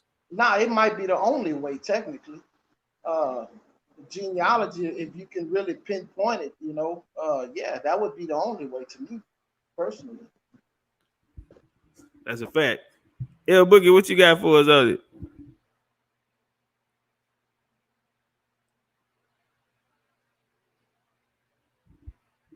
You on mute. Okay, she probably at the weed man high. All right, Sister Rhonda, go on, turn up. Okay. Did you call on me? No, I'm working. Did you? Oh, okay. Never mind. Yeah. We want go and give it to us there, Boogie. What's up? How your day going? Y'all want to know. That's why I told you gotta leave that nigga alone, though. Yeah, Boogie, you knew that wasn't gonna work out. You knew that wasn't gonna work out. I don't know why you go over there messing with it. Is that the same one we was talking about? What are you talking about? That dude you shot at in the red truck. Ain't no dude. I'm over here on grandma mode. I got a 10-year-old, oh, okay. All right. Turn up. 6-year-old, and a 19-month-old child. I'm over here chasing, nigga. What are you talking about? All right, I ain't got time for no dudes. I'm over here on grandma teacher mode. Like, these babies need to go back to school. That's what the fuck I want to say. But anyways, no. But I want to piggyback on what the sister was saying and what the brother was saying. And the other key is to stop being bamboozled by these pretend ass swipe your mouth spit tests for entertainment only bullshit. What's that called? Okay. Ancestry. Yeah, whatever. AfricanAncestry.com. DNA. Yeah. Don't fall for that okie doke. Don't fall for that okie doke. I just want to piggyback on that because folks, did you do your DNA? How you know you ain't no African slave? How you know you wasn't on no boat? Did you do your DNA? Ass niggas. All right. Yeah, the African. I'm gonna say this here to that though. My auntie, man, I got to give it up to her. She been doing all the work. Like I said, when she was 17, her grandma had her go in the family cemetery out there in Louisiana and write down all of the names, and she broke it down who they were and the stories behind them, and told her she was gonna have to be the keeper of the family history. And so they had been passing it down, and she got to pass it down. And she said she gonna get a game to me. I didn't want the trophy, you understand me? So I was just waiting on my time to shine. But she do it. But what they do is they do both. They do the DNA with the genealogy over there. You know what I'm saying? And they working with some motherfuckers out of that I'm sure out of Tulsa. So they, but that's how they been that doing it. solidifies what you find. I get that. I get that, but you can't Yeah, state no, they that did it DNA and be kit like, by oh yeah, itself. I'm from a tribe of Cameroon shit Yeah. ass shit. Yeah, But I no, think that ain't that's what, yeah, done that's what out I mean. too. I know you can link to people you yeah. Now you're right though, because but you got to see that came with the Pan-African movement. You know what I'm saying? That was just a tool. Soon as they came out with that shit, they put it right in. You know what I'm saying? But they didn't tell you that this nigga was at Howard University through the program they got through the government to go down and work and create the ABG, the African Burial Ground. You know what I'm saying? And like that's the shit that they left out though. But it went with the what's Pan-African community, and that's why they threw the African ancestry. And man, they used to get them away for Christmas. Like you can win them hoes in trivia contests and shit. You know, yeah, you gotta stay away from that shit. It's an entertainment purpose only. You know what I'm saying? You do it with the whole family, get everybody in there. You know what I'm saying? But it was a bunch of bullshit though, like you said. But I think that's dying out, man. I think mean, when you can you hear me? Can you hear me? I switched up. Turn up. Headphones. No, turn up. Can you hear me? Okay. Now I was just gonna say, up. the way you saying it, people will be like, well, what about paternity? You don't believe in that? Like Negroes, that's something different. We know DNA can link you to who you are related to. We're not saying that. But what we are saying that you got to think a little bit broader and deeper and really think that a little piece of spit is going to link you to an imaginary tribe in Africa that didn't even exist when they're trying to say that you migrated over here. Like the shit is bullshit. That part is bullshit. You know, that like nigga.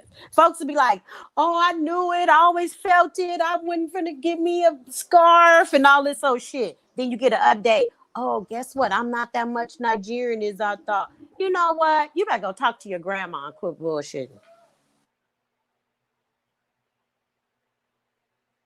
All right, turn up, Ms. Run. Yeah, I agree with everybody. Of course, what everybody was spitting, but of course, for me, it's going to be genealogy, Trump, no pun intended, all of it.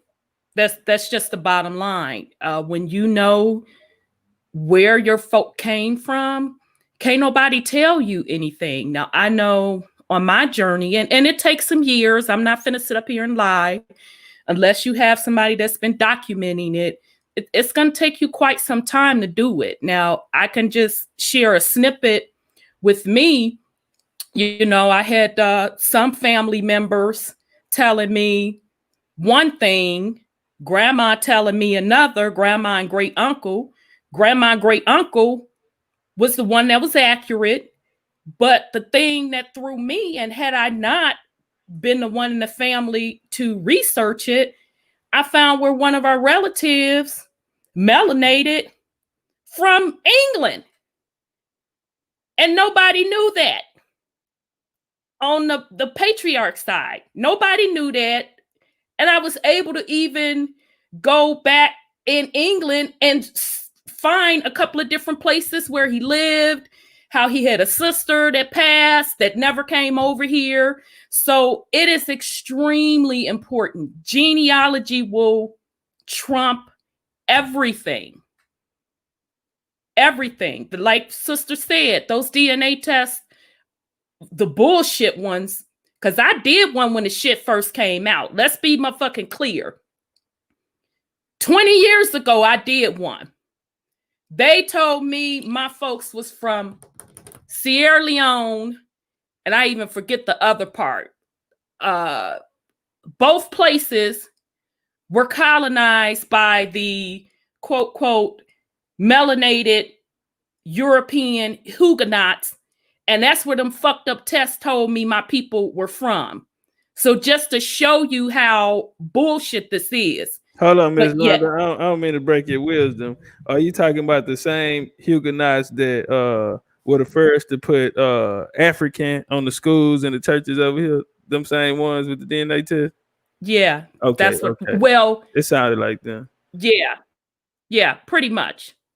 Booyah. Booyah. Hey, I'm telling y'all, when y'all find out what really happened to y'all motherfucking ass nigga, we find out what really happened. It's and I'm telling you right now, and it's hard to. I'm not gonna say like it's the hardest thing in the world. The information is there. You know what I'm saying? The information is there. Like they got a spot in London. Hold on, let me see if I got it up. Y'all gonna turn it up. Let me find it. Brave. So yeah, family, just research your stuff. Now I'm gonna say this. My white people, you would call them like yellow bones. You know what I'm saying? But like for me myself, if I'd have been 20 years old and trying to holler at my wife, they wouldn't have accepted me because I was too dark. You know what I'm saying? And I think that goes back to the old ways it was taught. But on my mama them side, bro, they ain't never talked about they never even talked about slavery. They talk about sharecroppers and stuff. They ain't even mentioned no Africa, no slavery, or none of that stuff. So, you know, I never really got I tried to get a little knowledge before they passed, but it's like either they were scared to talk about slavery or something like that. You know, there was French speaking. Hold on, say that again. Time out. Hold on. Say that again. What they were speaking. Where you at right now? French. My life. Where you at right now? Huh? In Louisiana, goddamn, they were speaking French. Right now, but they were speaking French, and you sitting there in a French city. You in Baton Rouge? What you say, baby? Of course, they were speaking that French, baby. Baton Rouge, exactly. Yeah, turn it right there. Of course, they were speaking that Baton Rouge. But this is the thing: we don't know if it started here or there. They try to make us think everything started over there, but we don't even know. No, we got not on that part. See, I want another thing too. Like I understand the whole. I'm just saying anything's possible. Not too ill. Now I want to say something, right? Because everybody do it. You know what I'm saying? Everybody do it, but we have to. I think in these times right now, with a lot of people waking up, a lot of people are about to start putting their understanding on it. You know what I'm saying? And they not gonna ask this community for nothing. Right. That's why. You got niggas like Ice Cube, them. They all on NBA, in the middle of a basketball game on halftime talking about the shit. Like it's about to come out and people gonna have their own spin on it. You know what I'm saying? So I'm saying we need to stop generalizing and come up with the right goddamn answers so we can be a part of this.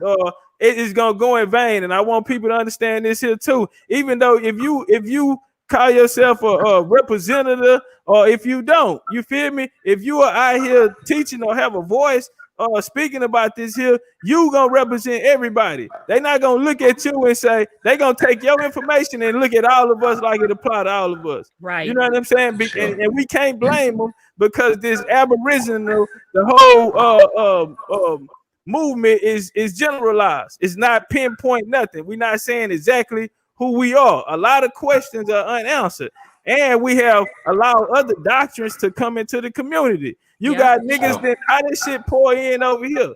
If this shit here is something else going on, if it's different than everything else, if it's not, then the doctrine should have stayed what it was. The Hebrew doctrine should have stayed Hebrew doctrine. It had no business spilling over in this community. The Kemetic doctrine should have stayed where it was at. It's already places for that. When you do it like that and you allow that, then it becomes something other than what it really was. It becomes unnatural. It's not gonna hold up for the test of time. I'm telling you. That's when they grasping for attention. That's what's hot right now. Let me grab on this. Exactly, and that's what happened. You know what I'm saying? Like a motherfucker. Now, a lot of hell yeah. That's why you got all these people that don't look black talking about Black Lives Matter. Hey, watch this here. When did the conscious community crash? When did it really just like hit kind of crash? And it kind of split up 2017, end of 2017. A lot of people left. That's when the London connection broke off and everything. I know, because that's who I was fucking with, the London niggas. You know what I'm saying? I used to be over there with them and shit. You know what I'm saying? But a lot of people start breaking up then. A lot of people start venturing off into other shit. And the Aboriginal community landed a lot of refugees from the conscious community breaking up. Mm-hmm. You know what I'm saying? We're going to be real about it. So a lot of doctrines end up coming together at one time when this new movement was coming up. But I'm going to tell you something, because I'm telling you, ain't nobody talking about no paper. You ain't never in your life heard no Hebrew Israelite talking about a nigga scammed him on some motherfucking paperwork. Because they had big homies on the block, and nigga, that shit went flying. You got real niggas on the block. You ain't even finna come around here with that. You ain't never heard a motherfucking Pan-African talking about a nigga scammed him out of some goddamn paperwork. Well, they start having little skirmishes, even with New Covenant and all that type of shit. They'll start coming in. They cleared that shit up quick. It got them niggas down the block. Nobody now the average you coming to Aboriginal, this shit is common. You know, you done your paperwork, nigga. What the fuck? Exactly. I'm on the counter. Exactly. You ask me, you got your paper. Exactly. I didn't shut a few folks down that want to come to me with that. Exactly. But, exactly. I say, nigga, I know better. Nigga, what you talking about? But listen, man, we gotta clean this shit up. It's a laughing stock, bro. Genealogy, bro. Genealogy will clear up all of this shit. It will clear up all of it. And where's the paper trail? If you saying I'm a quote more motherfucker, prove it. Yeah, you gotta prove it now, because it's been. It ain't hard. Got it. It ain't hard. And they want to get upset. Well, such and so signed this treaty. I'm gonna ask you again, nigga. What do that got to do with me and mine? Show me where I signed that. Show me where my family signed the treaty. That's what it comes down to. This is what I want to find out or ask or kind of clear up about, you know, this Moorish thing or whatever. I don't want to say it like that, but I hear, you know, all these different ideologies, and I try to keep an open mind, right? But when I hear more, it's still not. You confused. It's not like when I so for example, I know people confuse the image of a Native American with an American Indian or an indigenous American. I get that, right? Because of the indoctrination, but some people can't get past that. Like, so when we say we the American Indians, all they see is the crying Italian guy that's saying don't litter, right? Y'all remember that commercial? I know I'm old, that's but anybody? All the Westerns all over the program and all. Okay, so that's what people, you know, when they think, so they say they think we don't want to be us, we want to be that, right? Okay, so I get that confusion, right? But when you insert more, to me, that it more inserts like a Catholic or a Jew, because I thought being Jewish was a religion. But people talk about Jewish people as if they are a separate race. I've never seen a Jewish box. Okay.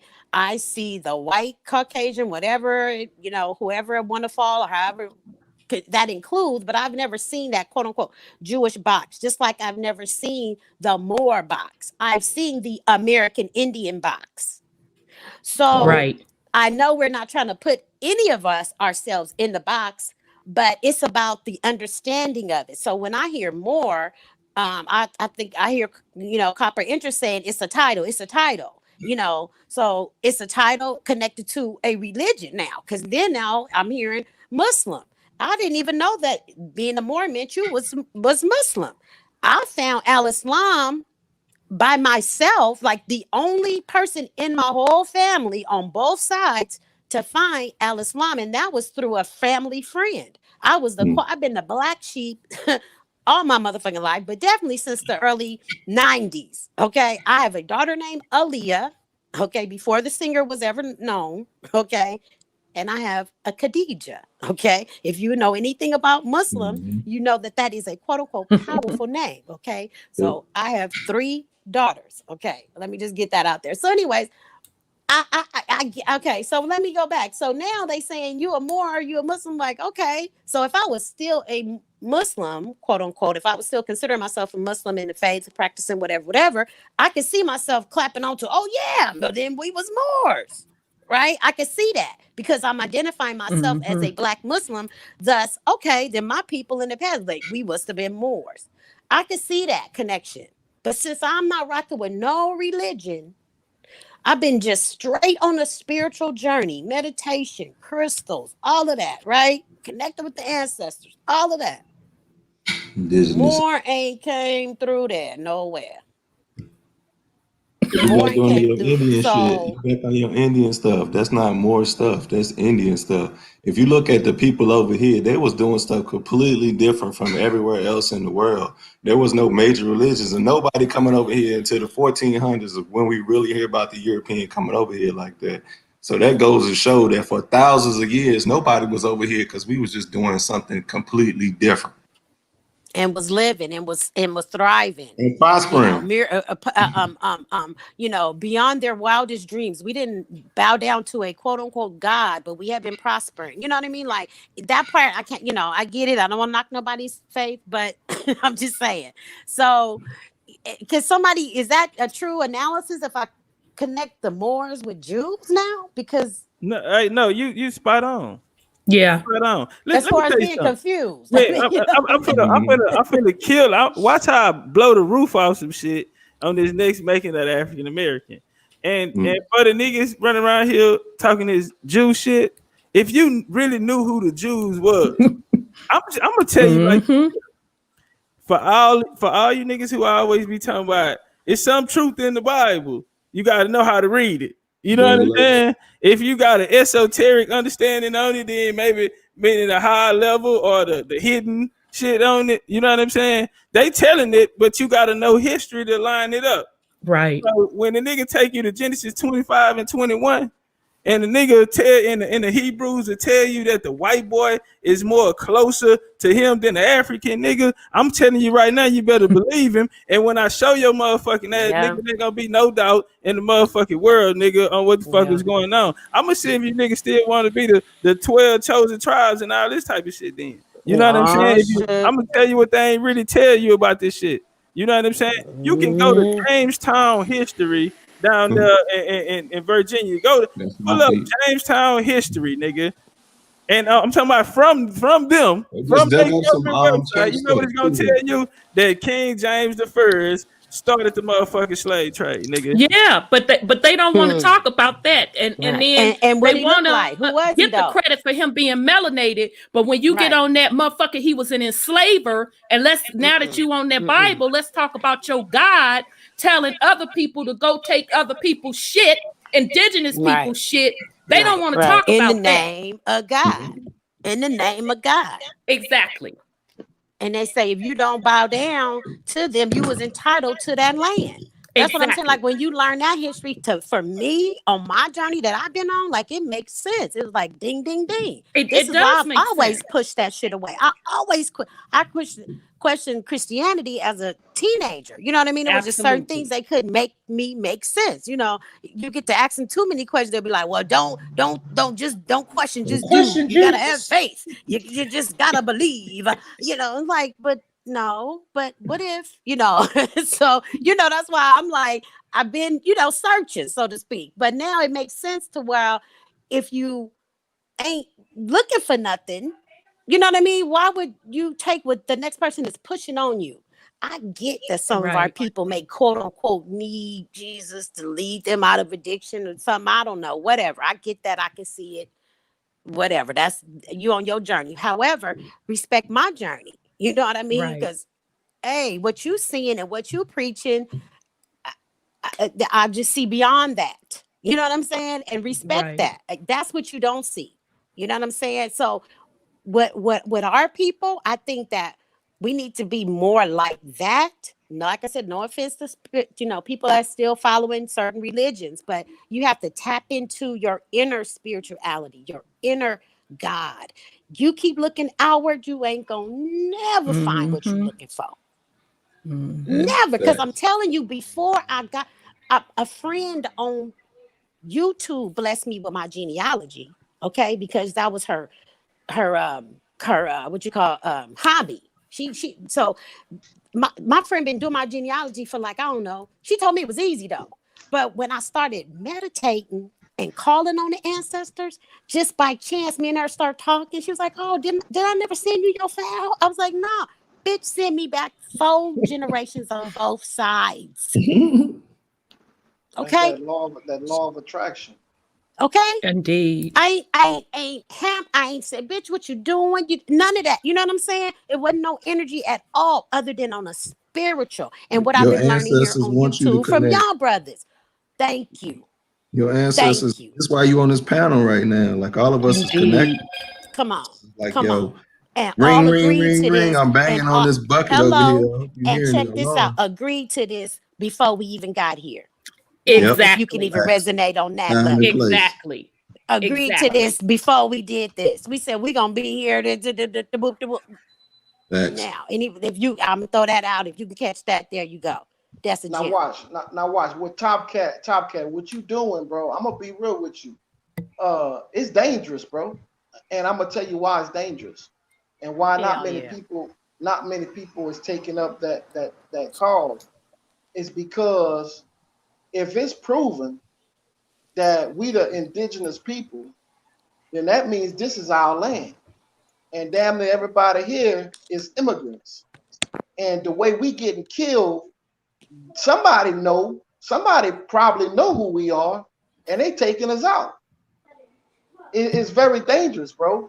And that's why you don't see many cats bringing up that indigenous talk. It's always just African or this whatever else.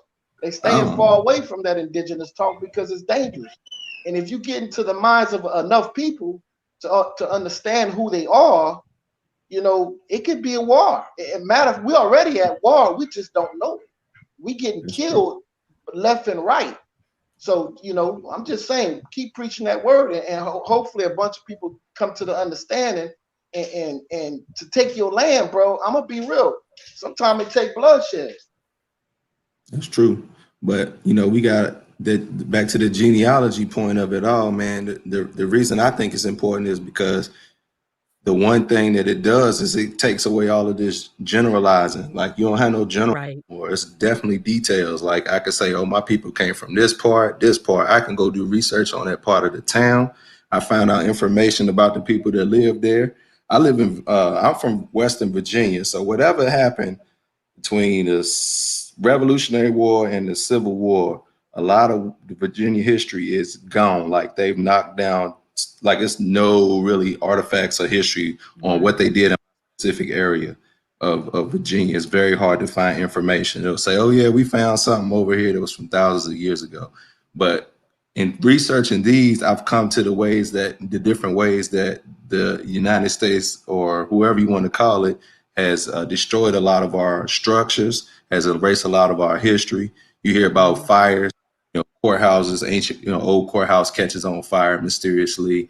You hear about them building dams and flooding entire civilizations and cities and towns just for the purpose of building a hydroelectric dam. You hear about them knocking down artifacts to build highways, move graves, all kinds of stuff like that. That came from me searching for my own roots to find this. I'm getting information about so much about my area that is not anywhere to really be found in a concise and put together thing. So the reason I say Top Cats, you defined yourself differently is because you say genealogy. Let's not talk about that in general. Let's go to details. I'm gonna show you, you know, it's Africans that came. Here go right here. Here go these, you know, these Europeans that came and took over these tribes. Here's what boat they came over. You know, that's details. You can't get that. Exactly. Everyone else is like, yo, look at this picture. Everybody was on the boat. Look, I promise. You know, look at this. Hey, look at this dude. He got whips on his back. He came from Africa. You read anything that says history of America, it don't never say American Indian. It's like they wiped that entire history out. When back to what you were saying, Top Cats, that Plains Indians went to the late 1800s, around the Civil War times, when they really started even messing with them. So from the Revolutionary War, 1776 sometime, in 1860 sometime, a whole lot happened where the big shift happened where, you know, the history we don't have is being revealed, and we seeing how critical it is to, you know, what's going on, current events. So that's my piece. And you know what it came down to around that time, what was taking place in the world was this was also the what you could say like a switch in power where the power started going to these white people, and it was all religious politics. Because at that time, what was taking place, you had the Barbary Wars where they were fighting the Muslims. And so this shit here, that last situation right there kind of fucked it up to a problem where it was already kind of leaning that way. We go back to Charles the First. Hold on, let me let L Boogie back in. Let me share my screen. I'm gonna show something real quick. All right, this Britain's first black community in Elizabeth, London. They say most of us tend to think that black people came to Britain after the war. Caribbeans on the Empire Windrush in 1948, Bangladesh after 1971 war, or Uganda Asians after Idi Amin explosion in 1972. But back in Shakespeare day, you could have met people from West Africa, even Bengal, in the same London streets. And so it started to go into how black it was. There had been black people in Britain in Roman times, and they are found as musicians in early Tudor period. So y'all don't even know who them is. I hope y'all do. Okay, we talking about empires. You're gonna have to really know your shit, nigga. This ain't no guessing game. This ain't no generalized. Everybody ain't everybody.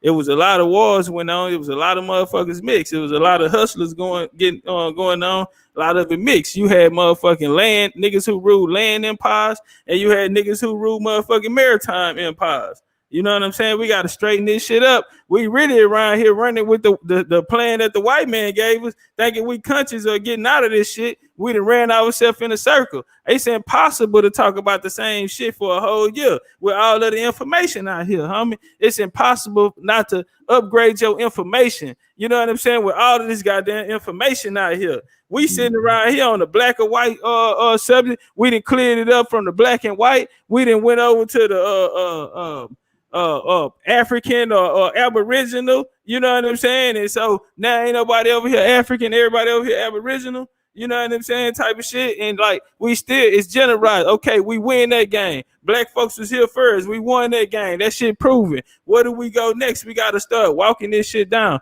Okay, we learning the history. All right, so the Jacobites, after the Jacobite wars and these different Huguenot refugees and shit came here, put it together. The Stewart family, goddamn 413 colonists, nigga. We see the goddamn tribes getting hijacked, nigga. I told you the niggas' names. We got all that shit. We know everything that happened for us at that point now, nigga. Now we need to figure out where we at in the motherfucking story, nigga, and who the fuck are we? It don't matter at this motherfucking point, nigga. If we can come here and you got all these different ideologies, nigga, the ideology, if I don't give a fuck what you bang, nigga. If you gonna fight, if we riding for the same cause, the only thing I'm saying, nigga, is whatever you banging better be right. All right, so if you a Moor, nigga, it shouldn't be no confusion, nigga, that this is my motherfucking land. You know what I'm saying? And it is not yours. If we don't have that understanding, nigga, then it look like you trying to do what your ancestors did when they came here and took the motherfuckers. Say that one more time. Bingo. Hey, Top. Hey, shout out to the panel. I hear that, right? My question is this. Why we went over the mixtures between us. So we got that. Like you said, we walked that down. We need to walk down the props. We need to walk down who's in place of the original people now. So, you know, the Filipinos is definitely in place right now. My thing is everybody should get it. It shouldn't just be us. We always the first ones that have to bear the brunt of everything and, you know, look deep at yourself and find out, you know, what you are. But when we find out that the majority of our family was already here, we are the American Indian. What's the problem with saying, hey, let's look into the Filipinos? You know, what's the problem with that? All right, break it down. Help us understand where you're going with it. So basically, the Filipinos was colonized just like that was a British colony just as well.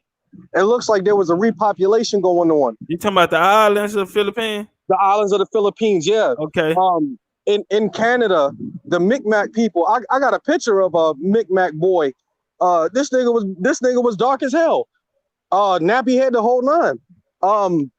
Looks like they brought them from there and sent them from Canada and sent them to Louisiana. Looks like they repopulated Canada with a bunch of Filipinos, gave them indigenous status the same way they did in South America. All right, let me ask you something, David Taylor. How many Filipinos you think it is in the world? Around. Now, I'm telling you why I asked you that though, right? Around. Go. All right. Now I asked you that because I was gonna say, God damn, nigga, that's a lot of Filipinos, nigga. So but really on some real shit though, it wasn't just those islands over there that became the Philippines. Now, I show you this here, and I think this is a part of the story that's missing too. In 1898,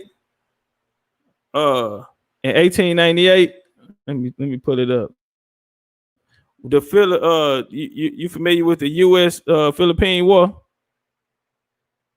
No, yeah, Howard Taft and shit. All right, the U.S. Philippine War. Hold on, let me pull it up, man. 1898. We just need to learn American history. There's so much not on.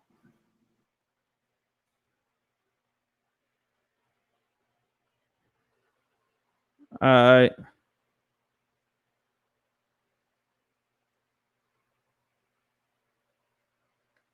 All right, so this war was being fought. They was going in trying to take the Philippines or whatever, and the people that they was fighting was Moors.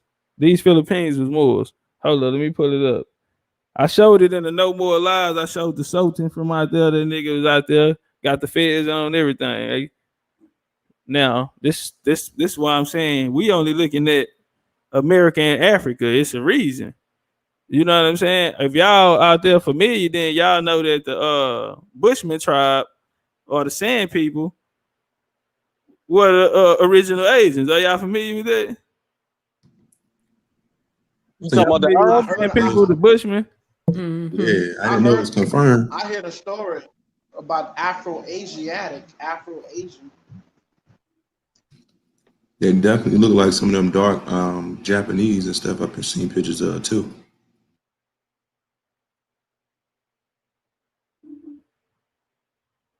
Yeah, go on, turn up. Hold on, I'm gonna pull it up. Y'all gonna turn up. I'm with you. The Filipinos ain't it's an island. How many Filipinos is there? I get that, but there's more to it than just the Philippines. We're talking a bunch of Asian folks that was misplaced, and also brought over. So, in my opinion, I'm not gonna not believe my eyes. I see this happening in Hawaii, where the indigenous people look like Rocky Johnson's father. Now all of a sudden they looking like the regular same people we see here today. This is happening in South America at an alarming rate. So in my opinion, man, we can't. I have no issue with taking responsibility, doing your genealogy, finding out who your people is. But at the same time, man, there's a lot more to it than just what we focusing on. So that's what to me, it looks as if we are expected to do a whole lot and stand up and state who we are. And I don't know if it's supposed to be acceptance, like you're supposed to just be grateful with the position you in, being grateful, or I'm kind of just lost on like what are we supposed what's the movement supposed to be about when all these other people keep jumping in the mix, throwing they bake on it. It's like, am I supposed to be grateful for this? For this cut ass. Wait, grateful for what? Dave, I'm trying to understand you. When you no, I'm lost too. I'm sorry, I'm back, y'all. I missed a lot. So. I'm saying for me, we look, America's only 247 years old. What, the U.S.?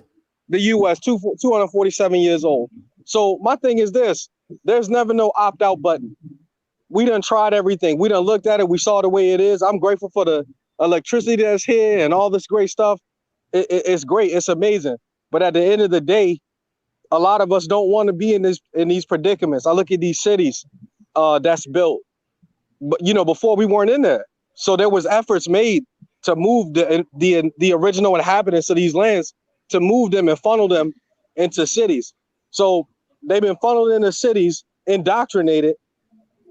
I think that we shouldn't be in these positions. I think that we should be back, outside of these cities, even if it's a reservation. The reservation is a good thing. I think that's a misnomer, though, my brother. I mean, what you mean, love? This I mean, like, what? I mean, that's almost sounding like people say, "Well, I'm so glad they rescued us from Africa. We would be living in the jungle." That's what it sounds like. Like, this is our shit. All of this electricity, like, exactly. dude, you have to get your mind like. No offense, my brother. I'm sorry because I don't know who you are, and I'm just jumping back in. But it's like a reverse way of thinking. You got to stop thinking that everything that's good was something that came from them, and like, no, the hijack. Like, it's a hijack because it was already here. Yeah.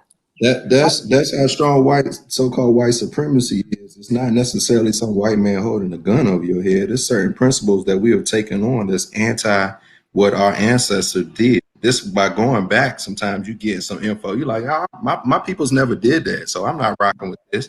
Or certain information you're not rocking with currently is because there's something in you from before that said, no, this ain't right.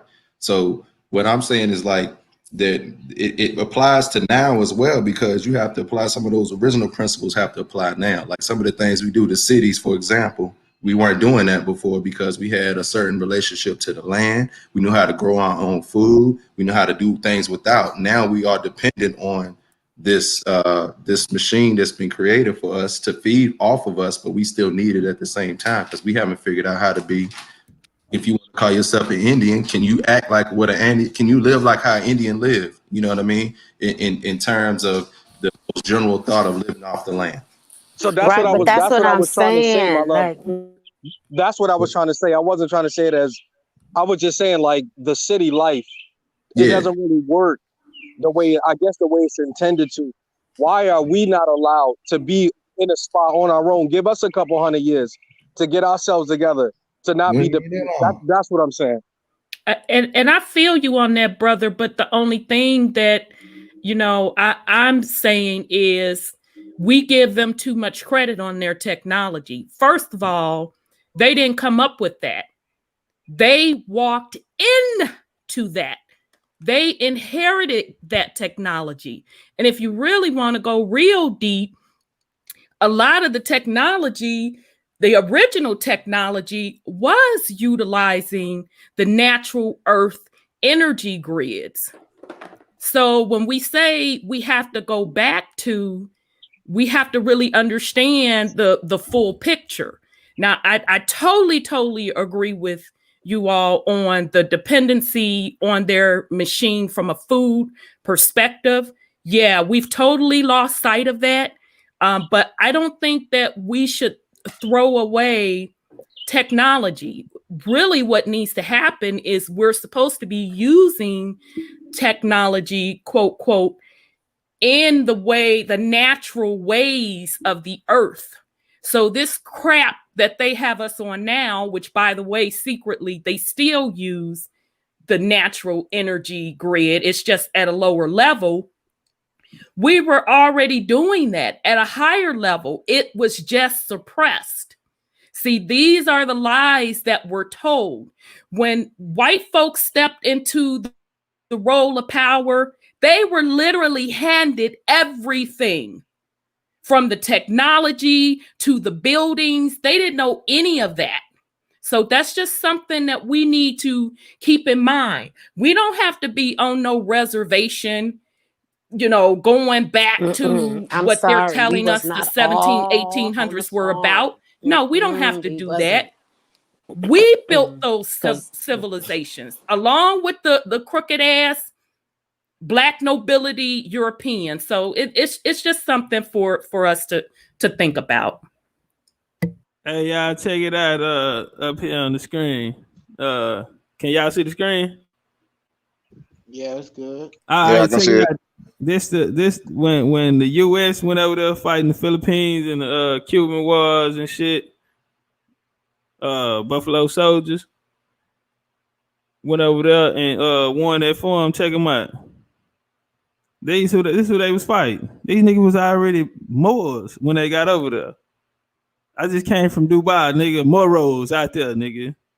Ramadan, nigga. Them niggas out there banging that shit. Filipinos, nigga. Filipinos deep in Dubai. They the working class. Look at this shit here, nigga.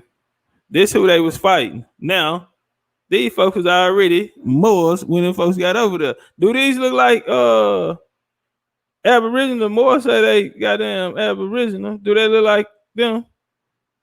Yeah, do they look like us? hat. They don't look like Yeah, us. see the hat. No, not Aboriginal us. where? It look like the All right, see, but don't look like that's us. It look like generalizing more. though.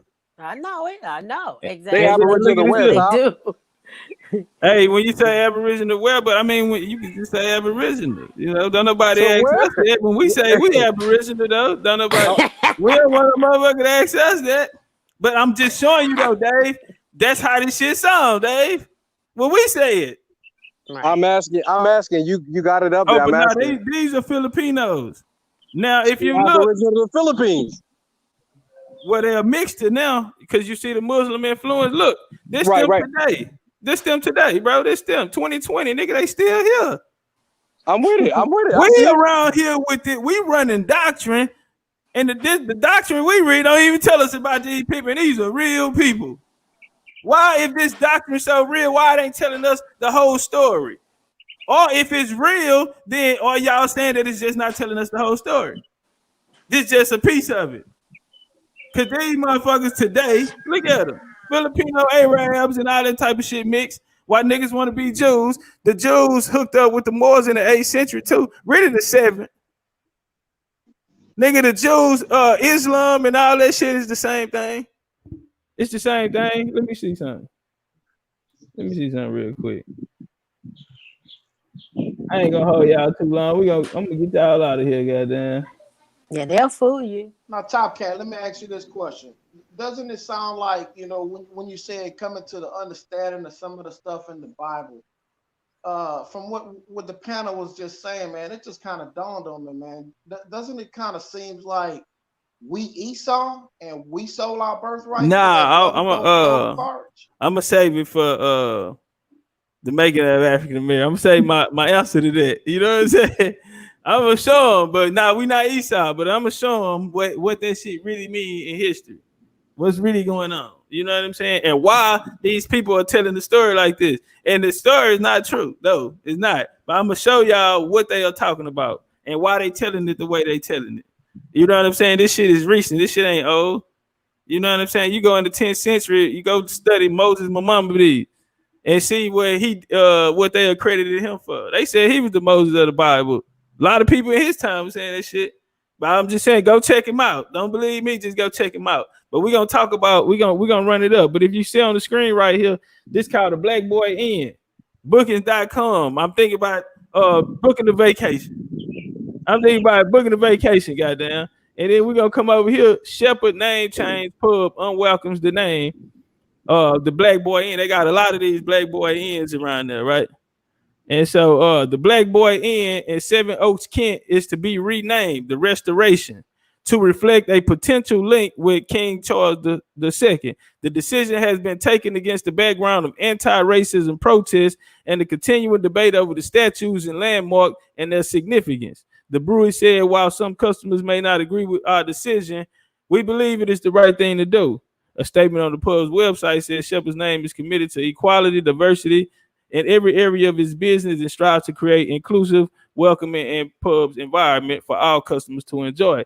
Now, these white folks out here, Britain's oldest brewer, okay? These white folks out here talking about they got to change the name because it's called the Black Boy Inn. All of a sudden. Is after all of a sudden. No, but look, it's after King Charles II. This is the Stewart family. Yeah, they black folks. Yeah, no, but I'm saying all of a sudden. Yeah, all of a sudden, yeah. They finna start taking his history down because this shit is about to start coming out. So they if you want to be PC, they should change it to the Copper Boy Inn. But no, it's like, oh, we don't want to offend nobody, so we just gonna make up some shit and call it that. Yeah, King Charles, they called him King Charles II. They called him the Black Boy. Yep. The hijack. And now they trying to get rid of this shit. Trump told you, niggas. Do your goddamn research. Trump say black folks don't know your history now. He been over there. Y'all see these people right here? this right here. They talking about the Irish in Jamaica, nigga. The black Irish in Jamaica. Mm-hmm. But You they know got what on I'm saying? green, so that's it. That's all you need to do is put on green. Damn, top cats. You Hey, yo, Irish. I I find remember that I used to be Irish. Look, I used to think I was Irish. They said that on my mama's side, which is the light side, that You my just ain't grandma like getting said she pinched. had I said you just ain't like getting pinched on St. Patrick's Day.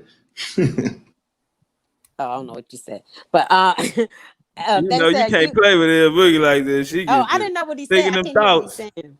No, he said When you get to they talking said to you. her, He said, yeah, we had an ancestor that was Irish. We had Irish Pat, some, right? I ain't found Irish Pat yet. Like I said, it went back 4 generations. I ain't found him yet.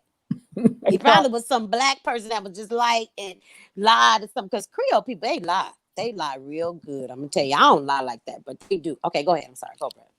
Hey, Top, you don't find that extremely disingenuous to say, learn your history when you've been indoctrinating motherfuckers for this long? Nah, I mean, watch this here. I think he giving you the game. I mean, I think so too. This is some Genesis 3 type Disingenuous of for shit. who? To say Hold that? on, watch this here. This some Genesis 3 type of shit, right? For Trump? When the serpent told Adam and Eve, when they said he told you y'all eat from that tree, then y'all gonna die. And the motherfucker he say they know your eyes will be open and you become gods as them. And then you go to 3:22, and then the Elohim go back and say he has become one of us. Adam has now become one of us. Man, I heard Sonetta and them arguing about that yesterday. No shit. Hey, I just so so watch happened this to here. catch Sonetta's part yesterday, and they was arguing about that part in the Bible. That's hella funny. What they said about it?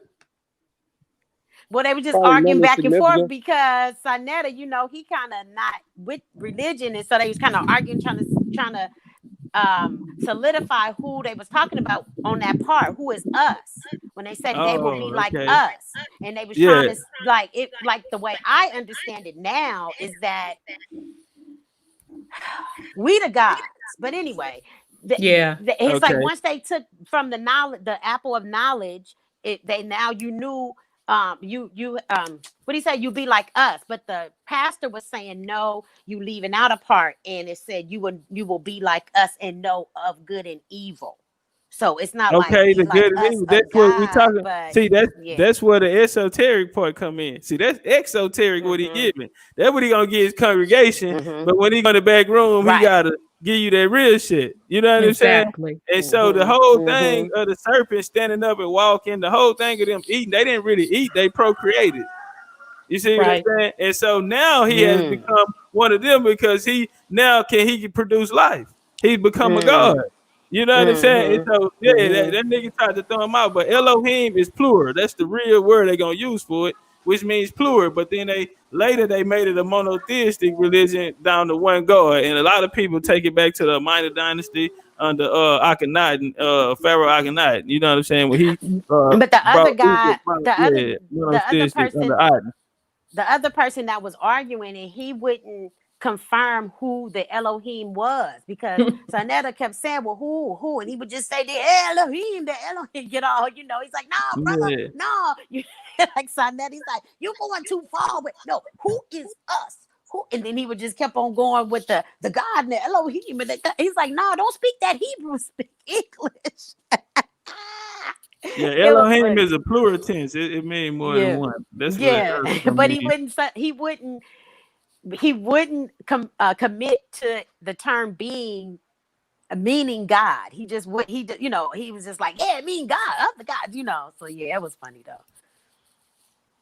I just laugh at them when they be arguing religion. I just think it's funny either way at this point, because I don't buy into it, Yeah, but for as Trump telling black folks they need to do their religion, to white folks, it's like, I mean, obviously telling them to do something opposite than what they doing. So I'm trying to do it. If we be the shit we been getting, you know what I'm saying? If he telling us to do something opposite than the miseducation that we've been getting, then I think that's a good thing. I think he's the same thing we saying. I think he's the same thing we said. Hey, Top Cat, check this out. Did you hear a few years ago they had a little panel and they was in front of Trump and they were saying that they were Indians, and Trump said you don't look like an Indian? Yeah, man. I did 3 videos in one day on that, man. Yeah, we saw that breakdown. But I told that Trump a motherfucker, bro. He's so much work. Trump been getting him hold to work. Yep. He had. When you see that stuff, Nigga hate him with a passion, nigga. Yep. That's why he said we need to do our shit though. Listen, hold on. Let's hey, Top Cast, you ever did the history on when the Republican and Democrat parties, when did they actually start? Because I know the country is supposed to be a republic, right? But the Democrat it was a democracy. Yeah, it was founded on a democracy. So even the Republican Party was too? Well, the Republican Party was created by Black Europeans. Yep. And the Democratic Party was the Southern Protestant and Baptist preachers that created the Democratic Party. That's what it ended up, yeah.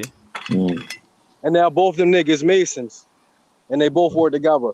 Well, they was already both Masons. Exactly. They was already that out the gate. Exactly. Keepers. Out the gate keepers. Hey, man, it was, man, them niggas, the motherfuckers did some fighting, bro. It's been some fighting. The world ain't, this shit is really kind of peace today. And that's why it look crazy when we be seeing motherfuckers over there, like right now, somebody over there bombing this shit. You know what I'm saying? Rock and roll somewhere right now.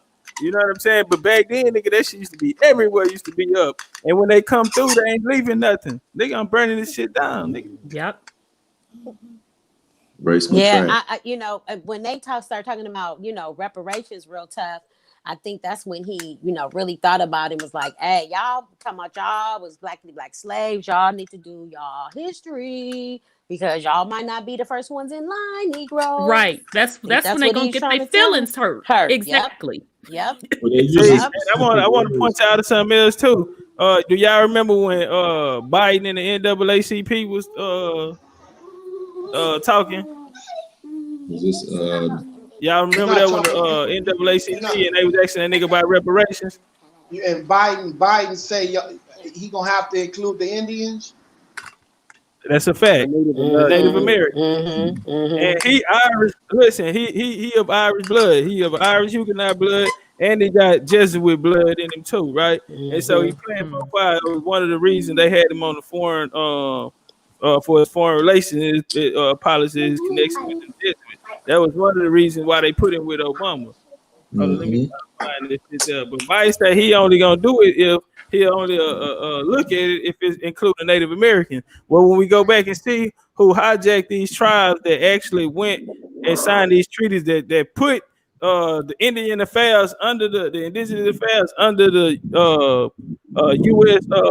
jurisdiction, then we'll see that it was these Black Europeans. Because we got Daniel. We got what's the hell? Daniel Ross on the boat, on the Jacobite boat. He had got caught. He was by some French, by the French. They brought his ass over here. He ended up meeting John McDonough, who ended up being his wife. John McDonough let him marry his wife. They both was Jacobites. All right, he was from the land. He put him down, hustled him, got him working around there. They was fucking with the Chickamauga. That's why this flag gonna go through that, and that's gonna go back to some Cherokee shit. And the Cherokee is a branch off the Iroquois stock. Got to tell it. If you pay attention, you'll understand what's going on, right? Exactly. And so when this Chickamauga shit come through, he started being a plug giving he started being a plug for their guns and shit. He ended up, when that shit blew up, he ended up going to work for the Spain down there, which kind of worked out for us too, because we was able to get arms and shit then. Because the southern tribes down there, they didn't have weapons. You know what I'm saying? Now, when them niggas started getting their weapons from the plug, shit started being different. That's when you get your Seminole Band, your McGilvery them. McGilvery, you had Red Hawk over there too. Now they people now was Jacobites as well. You know what I'm saying? They daddy them and they mamas was Indians. You know what I'm saying? This is how they came in. These are the people that signed the treaties. McIntyre, these are Irish names. These are Scottish names. He was a Scottish Highlander. These are the people who signed the motherfucking treaties. So this nigga is from an Irish stock. Now, I just showed a clip the other day where the McIntyre today, he come out there with a motherfucking Scottish kilt on and feathers, nigga. Mm-hmm. You understand me? And he telling, and he in Scotland speaking, nigga. This a raw family, nigga. They call it the McIntosh clan. Look them up. The McIntosh clan. They came here and hijacked it. And I'm telling you, for this Irish nigga to say that, they understand that they gonna get the check. Absolutely. Well, when he said that, what dawned on me was a wait for the white man to get part of the check from being that $5 Indian. That's what I thought. He getting the cut under the table and on top of the table. That's what he doing. Exactly. They have. That's how they hijacked it. All they did was sign the treaties with themselves. You gotta understand. These are their kids. So exactly. George Washington called this nigga the Swan. Now in Iroquois, you know what the Swan is in the Iroquois. You know what I'm saying? That he called him that because John McDonough traded on them niggas and ended up going with them. When John McDonough went to Spain, Daniel Ross went with he was fucking with them niggas in Philadelphia. That's how his son John Ross ruled the Cherokee for 40 years. Now they say John Ross was a white boy with blue eyes, but I don't believe that because his daddy on the boat he is listed as Swarty. Why would they put that if this nigga was blonde? I mean, yeah, blonde have blue eyes and shit. Now he did have an Irish dialect. They trying to make you think that these niggas was white, that the Irish was white. Now because these were prominent families over there running shit, them Scottish niggas that was coming here. And them royal bloodlines came here and mixed with these royal bloodlines, and they ended up taking over the tribe. They put it all under the U.S. Exactly. though, and so ain't no way out of it. I don't give a fuck what you get. You might get Indian not taxed or some shit, but for as ownership or some shit like that, you're gonna have to fight your way out of this shit. Ain't no paperwork doing it. They locked up the board on niggas' ass. It's a monopoly. It's a monopoly. So either way it go, you going right back into their system. And when they gave niggas, my bad, sis, turn up. No, I didn't mean to cut you off, brother. My bad. Now you got it. No, because I was just gonna point out because Ross is essentially a steward, which is King James now. Turn up. So he's absolutely right. Harriet Tubman was a steward. Turn she up. was freeing her own people. Turn up. What was them two ladies over there named? One of them came from the Red Cross, which is Huguenot, but it was another one over there. It's another one. They supposed to be best friends with her and all this type of shit. My bad. I probably jumped out there, but bad. That's some shit that I'm researching though. That I got some shit on that though. Yeah, man. Like, don't keep turning up though. Nah, does it go back to that movie with the Last King of Scotland or something like that? Something, I know somebody was like King of Scotland and yeah, that was James now. That was the Stuart family, the Stuart Kings. Look, when Elizabeth got kicked out, Elizabeth I, when the church and shit turned on her, she turned to who? To the Muslims. She turned to the Muslims. Hold on, I'll show you. And hold on, where is it? When she got kicked out, when they fell out, she turned to them. Now we know James and them came after her. All right, hold up. And then I'm gonna tell you how open this information is. Nigga, this shit was in the New York Times. Put the shit right there. See, but they be they entertainment though, because they know niggas ain't gonna know what I'm saying? The dots together. Yeah. It say, hold on, let me come down here. Elizabeth could hold on. All right, now she wrote a letter. She wrote a letter to the Sultan of Persia. And she connected with the Moors, nigga. And she told them that Protestant and Islam was one and the same. All right, it was one and the same. Whoa.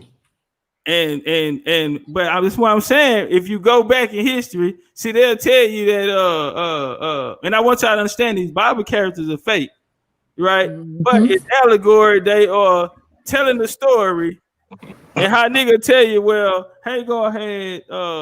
What's the homie name? Ishmael. And then they'll tell you that the Arab is Ishmael. Listen, man, don't worry about it. Wait till the making of African American. Queen Elizabeth is Islam. Okay, that's what this New York Times they talking about, and they gonna show you when they connected. But I'm telling you, this is not the first time they connected. Not the first time that the Muslim and the Jews connected. Look, Islam is 2nd century Christianity. When them niggas fell out, that was the shit that one side used, the other side used. They was falling out. That's where you get these 11 councils and shit from. It always was a problem. It always was a disagreement. At 325, when that's why I started 187, the 187 homicide, when I started off with the fact that in 325 areas in Alexander had a problem. They called the three. That's why Constantine called the motherfucking council. And they was talking about the Trinity, the nature of Jesus, and all this shit here. They ran with Alexander's side and pushed their line through Christianity. The Arians had to go under, nigga. They had to go underground. Now, I started it right there, but it go back before that. But you will see it reemerges in the 6th century when Christianity started to fall, nigga. When Rome fell, nigga, then you see emergence of Islam. But it's 2nd century Christianity. The remix. I'm sorry, y'all. It looks like I started this all. I see there. No, it's good discussion. I'm so glad you. No. Y'all got me up here clowning. I didn't stop work early and everything. I'm back to myself. I'm saying that's my name. I'm Elizabeth. So I'm like, I started it all back in London. My bad, y'all. I see. Oh yes, must have been one of my. I'm sure that she was something to reckon with. I don't know what all. I guess I have to find out in the documentary. But this bitch Elizabeth. You ever heard? I forgot it was a scholar I heard one time. I want to say it was what is it? Walter something. I can't remember his name right now. He was talking about how Plecker. Yeah, I think it was Walter Plecker. Oh. No, Williams. I think he was talking about how Islam and the Quran came from France in the 4th century or something like that. Well, he broke down the fact that basically what he was saying was this shit ain't new. They try to make it like it's ancient, but it ain't ancient, it's new. Gotcha. You know what I'm saying? And he walk you through how they actually created it and who created it. Right. When I was talking about Moses Maimonides earlier, that's who I got that from. Walter Williams been kicking that, and he got money on it. He still got money on it today. How long he been having that money on it? He waiting on somebody to come and fuck with that topic. You know what I'm saying? And nobody don't want no smoke on that. Shoot, that kills the religion right there in itself. Yeah, that pretty much puts a coffin in it. And you know, when you start to bring up these topics, people don't want to talk about it. Well, when you understand what the historicities of religion are, you have to understand. You understand that it covers the solidification of lands, rights, and titles. Even when you were talking about the Stuarts and whatnot, how they were ran down on by the Tudors. The Tudors were stable boys who took over an earldom and then laid a false claim to the throne and hijacked the whole thing. So the colonizations of those eras are the mitigating circumstances that played up to today, even with the treaties and everything, because all that stuff was treatified and ratified through religions. You know, that's the major play. Indeed. How else would they get away with it? Because if you really think about it, if we keep this real simple, it's the same script. You have indigenous people on the planet minding their business, kicking it. Then here comes this group of people, these crusaders, coming in. Oh no, I just want to kick it with y'all. I want to get to know y'all, infiltrating, usurping, and then next thing you know, colonization, religion. This has been going on for ages. It is the same exact script. So that's why it's even deeper than the history. So if spiritually you're getting your house in order, you'll be able to connect the dots with the history, because they play out of the same playbook. Let's make no mistake about it. It's the exact same playbook. They just put a different name on it and slap a different face on it. Hey, you see the number one topic of 2020 is reform. Go back, y'all need to go back and watch that Making of African American 187. We telling the story. The number one topic is reform. What happens in the reform? Who was the reform? It's the these Sephardic Muslim Jews, these Sephardic Moors. Moorish Jews, or however you want to, you know what I'm saying? Your pick. but it's the same guy. Exactly. You know what I'm saying? And they had the same plan. Yeah. And they descendants had the same plan. These niggas are sticking to an agenda, family. These niggas, this ain't on their own, nigga. This shit is laid out for them. This is This is them trying to conquer the world, nigga. Indeed. You have a group of people trying to conquer the world, and y'all asking us as indigenous people to share their story without. No, this is a conqueror. We're being conquered, my nigga. Exactly. Even with the doctrine, that is a conquering, my nigga. Exactly. A motherfucker will mentally enslave you. That's how we took on all these goddamn religions. You want to wonder why your ancestors was Christians and shit, and why they ain't stick to their shit, nigga. And you here today, nigga, about to get your shit up, nigga, for another nigga God. Tell it. That a bitch. Tell it. We finna get out of here on that note, man. Let me get some last word from the panel. I'll go first then because I got to bounce anyway. But I appreciate you, Top Cats, for letting me on the panel. The ladies, I love to hear y'all opinion. Sister, I didn't catch you at the very beginning, but I know El Boogie, the other sister, I appreciate what you said. You got some facts. My other brother, I appreciate you too. Everybody in the chat, shout out. Remember, go get that genealogy. It is the key. Peace. It was good cooking with your fam. You know what I'm saying? Like I say, there have been so much information out there, bro. Like I said, I thought I came out of Israel in 70 AD, went to Africa and got stolen and come here. So, you know, it was good cooking with your fam. You know, peace out. Hey, for sure. Come back, man. Come back and chop it up and build with me, family. In the real way. You and Brave. All right, I'll just say peace to the panel. Thanks for letting me come up. I got my hands full with little man here. So I'll see y'all next time. Peace. Just peace to everybody. Peace to the panel. It is so wonderful to chop it up with knowledgeable folks. I truly enjoyed myself. This was impromptu, y'all. I literally stopped my work. I'm like, oh, I could get off early. I did not intend to be on here. Just great drop. Thank you all very much. And thank you, Brother Top Cats, for the wonderful platform. Appreciate you. Good to meet you. Came through. That was powerful. We met for a reason. You know what I mean? We'll figure it out down the road, though. But I'll be over there to come see you, though, for sure. Indeed, brother. Hey. The champ is here. What you got for Roberto? Yeah, naturally, what I'm going to do is put the belt up in the profile pic for y'all, just to let you see the unified lineal and undisputed championship. Did you say unified? The unified lineal and undisputed championships. So that means you got all the titles. Yeah, I'm gonna put it up in the profile pic for y'all. But that's man. Yeah, so how many hours of study did it take you to get that? I'm not even going to give. I found out a unique way to study your builds. It took me a while. I said, okay, this is a lot of information.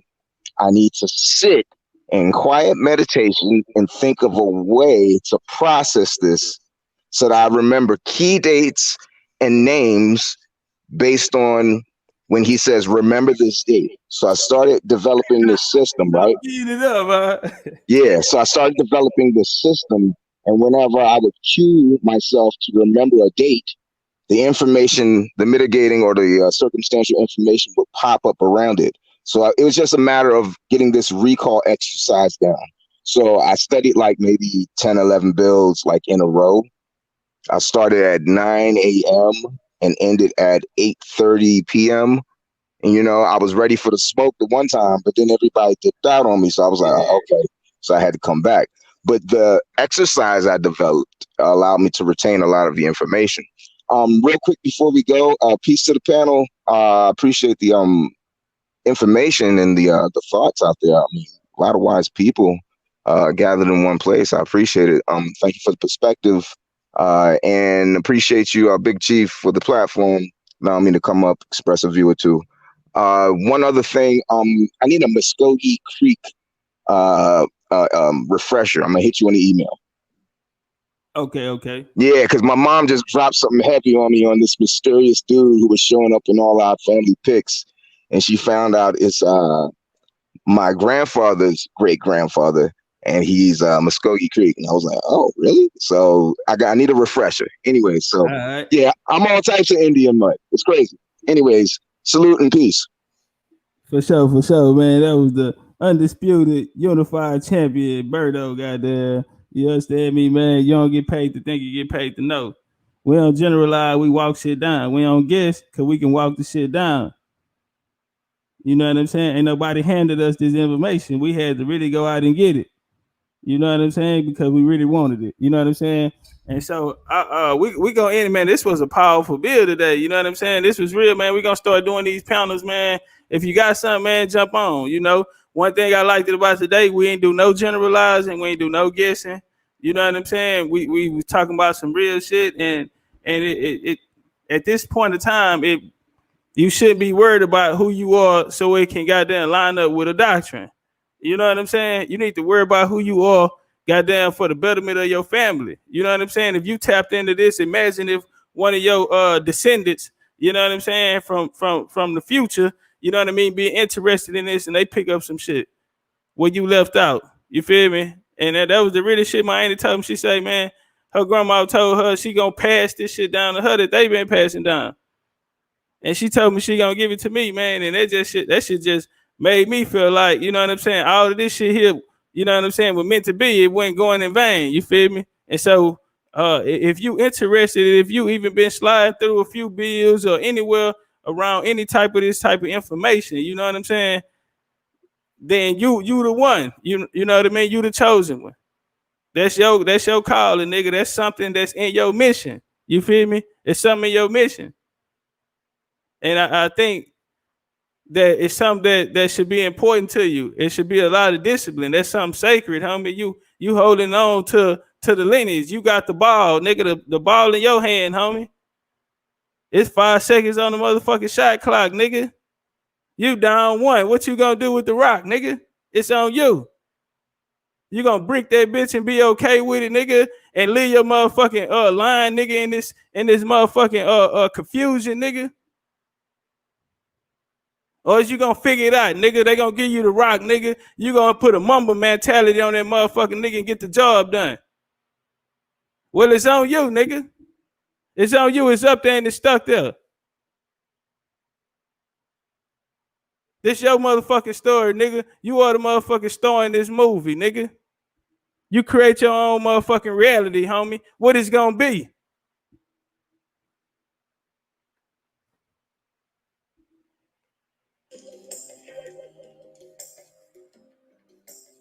Hey, man, I love y'all, homie. As long as we got each other, we don't need no motherfucking body else.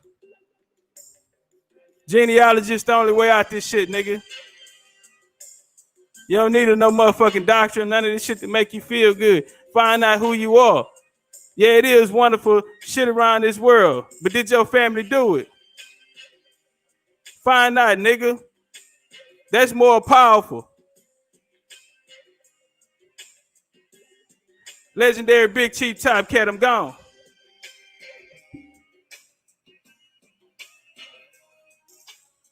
Best ever did it and got away with it, nigga. This that big boy drip. Watch step, you might slip, nigga. I'm studying, niggas up.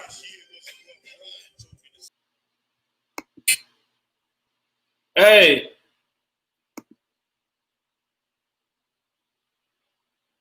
Hey, Rude. I ought to get on your ass right now.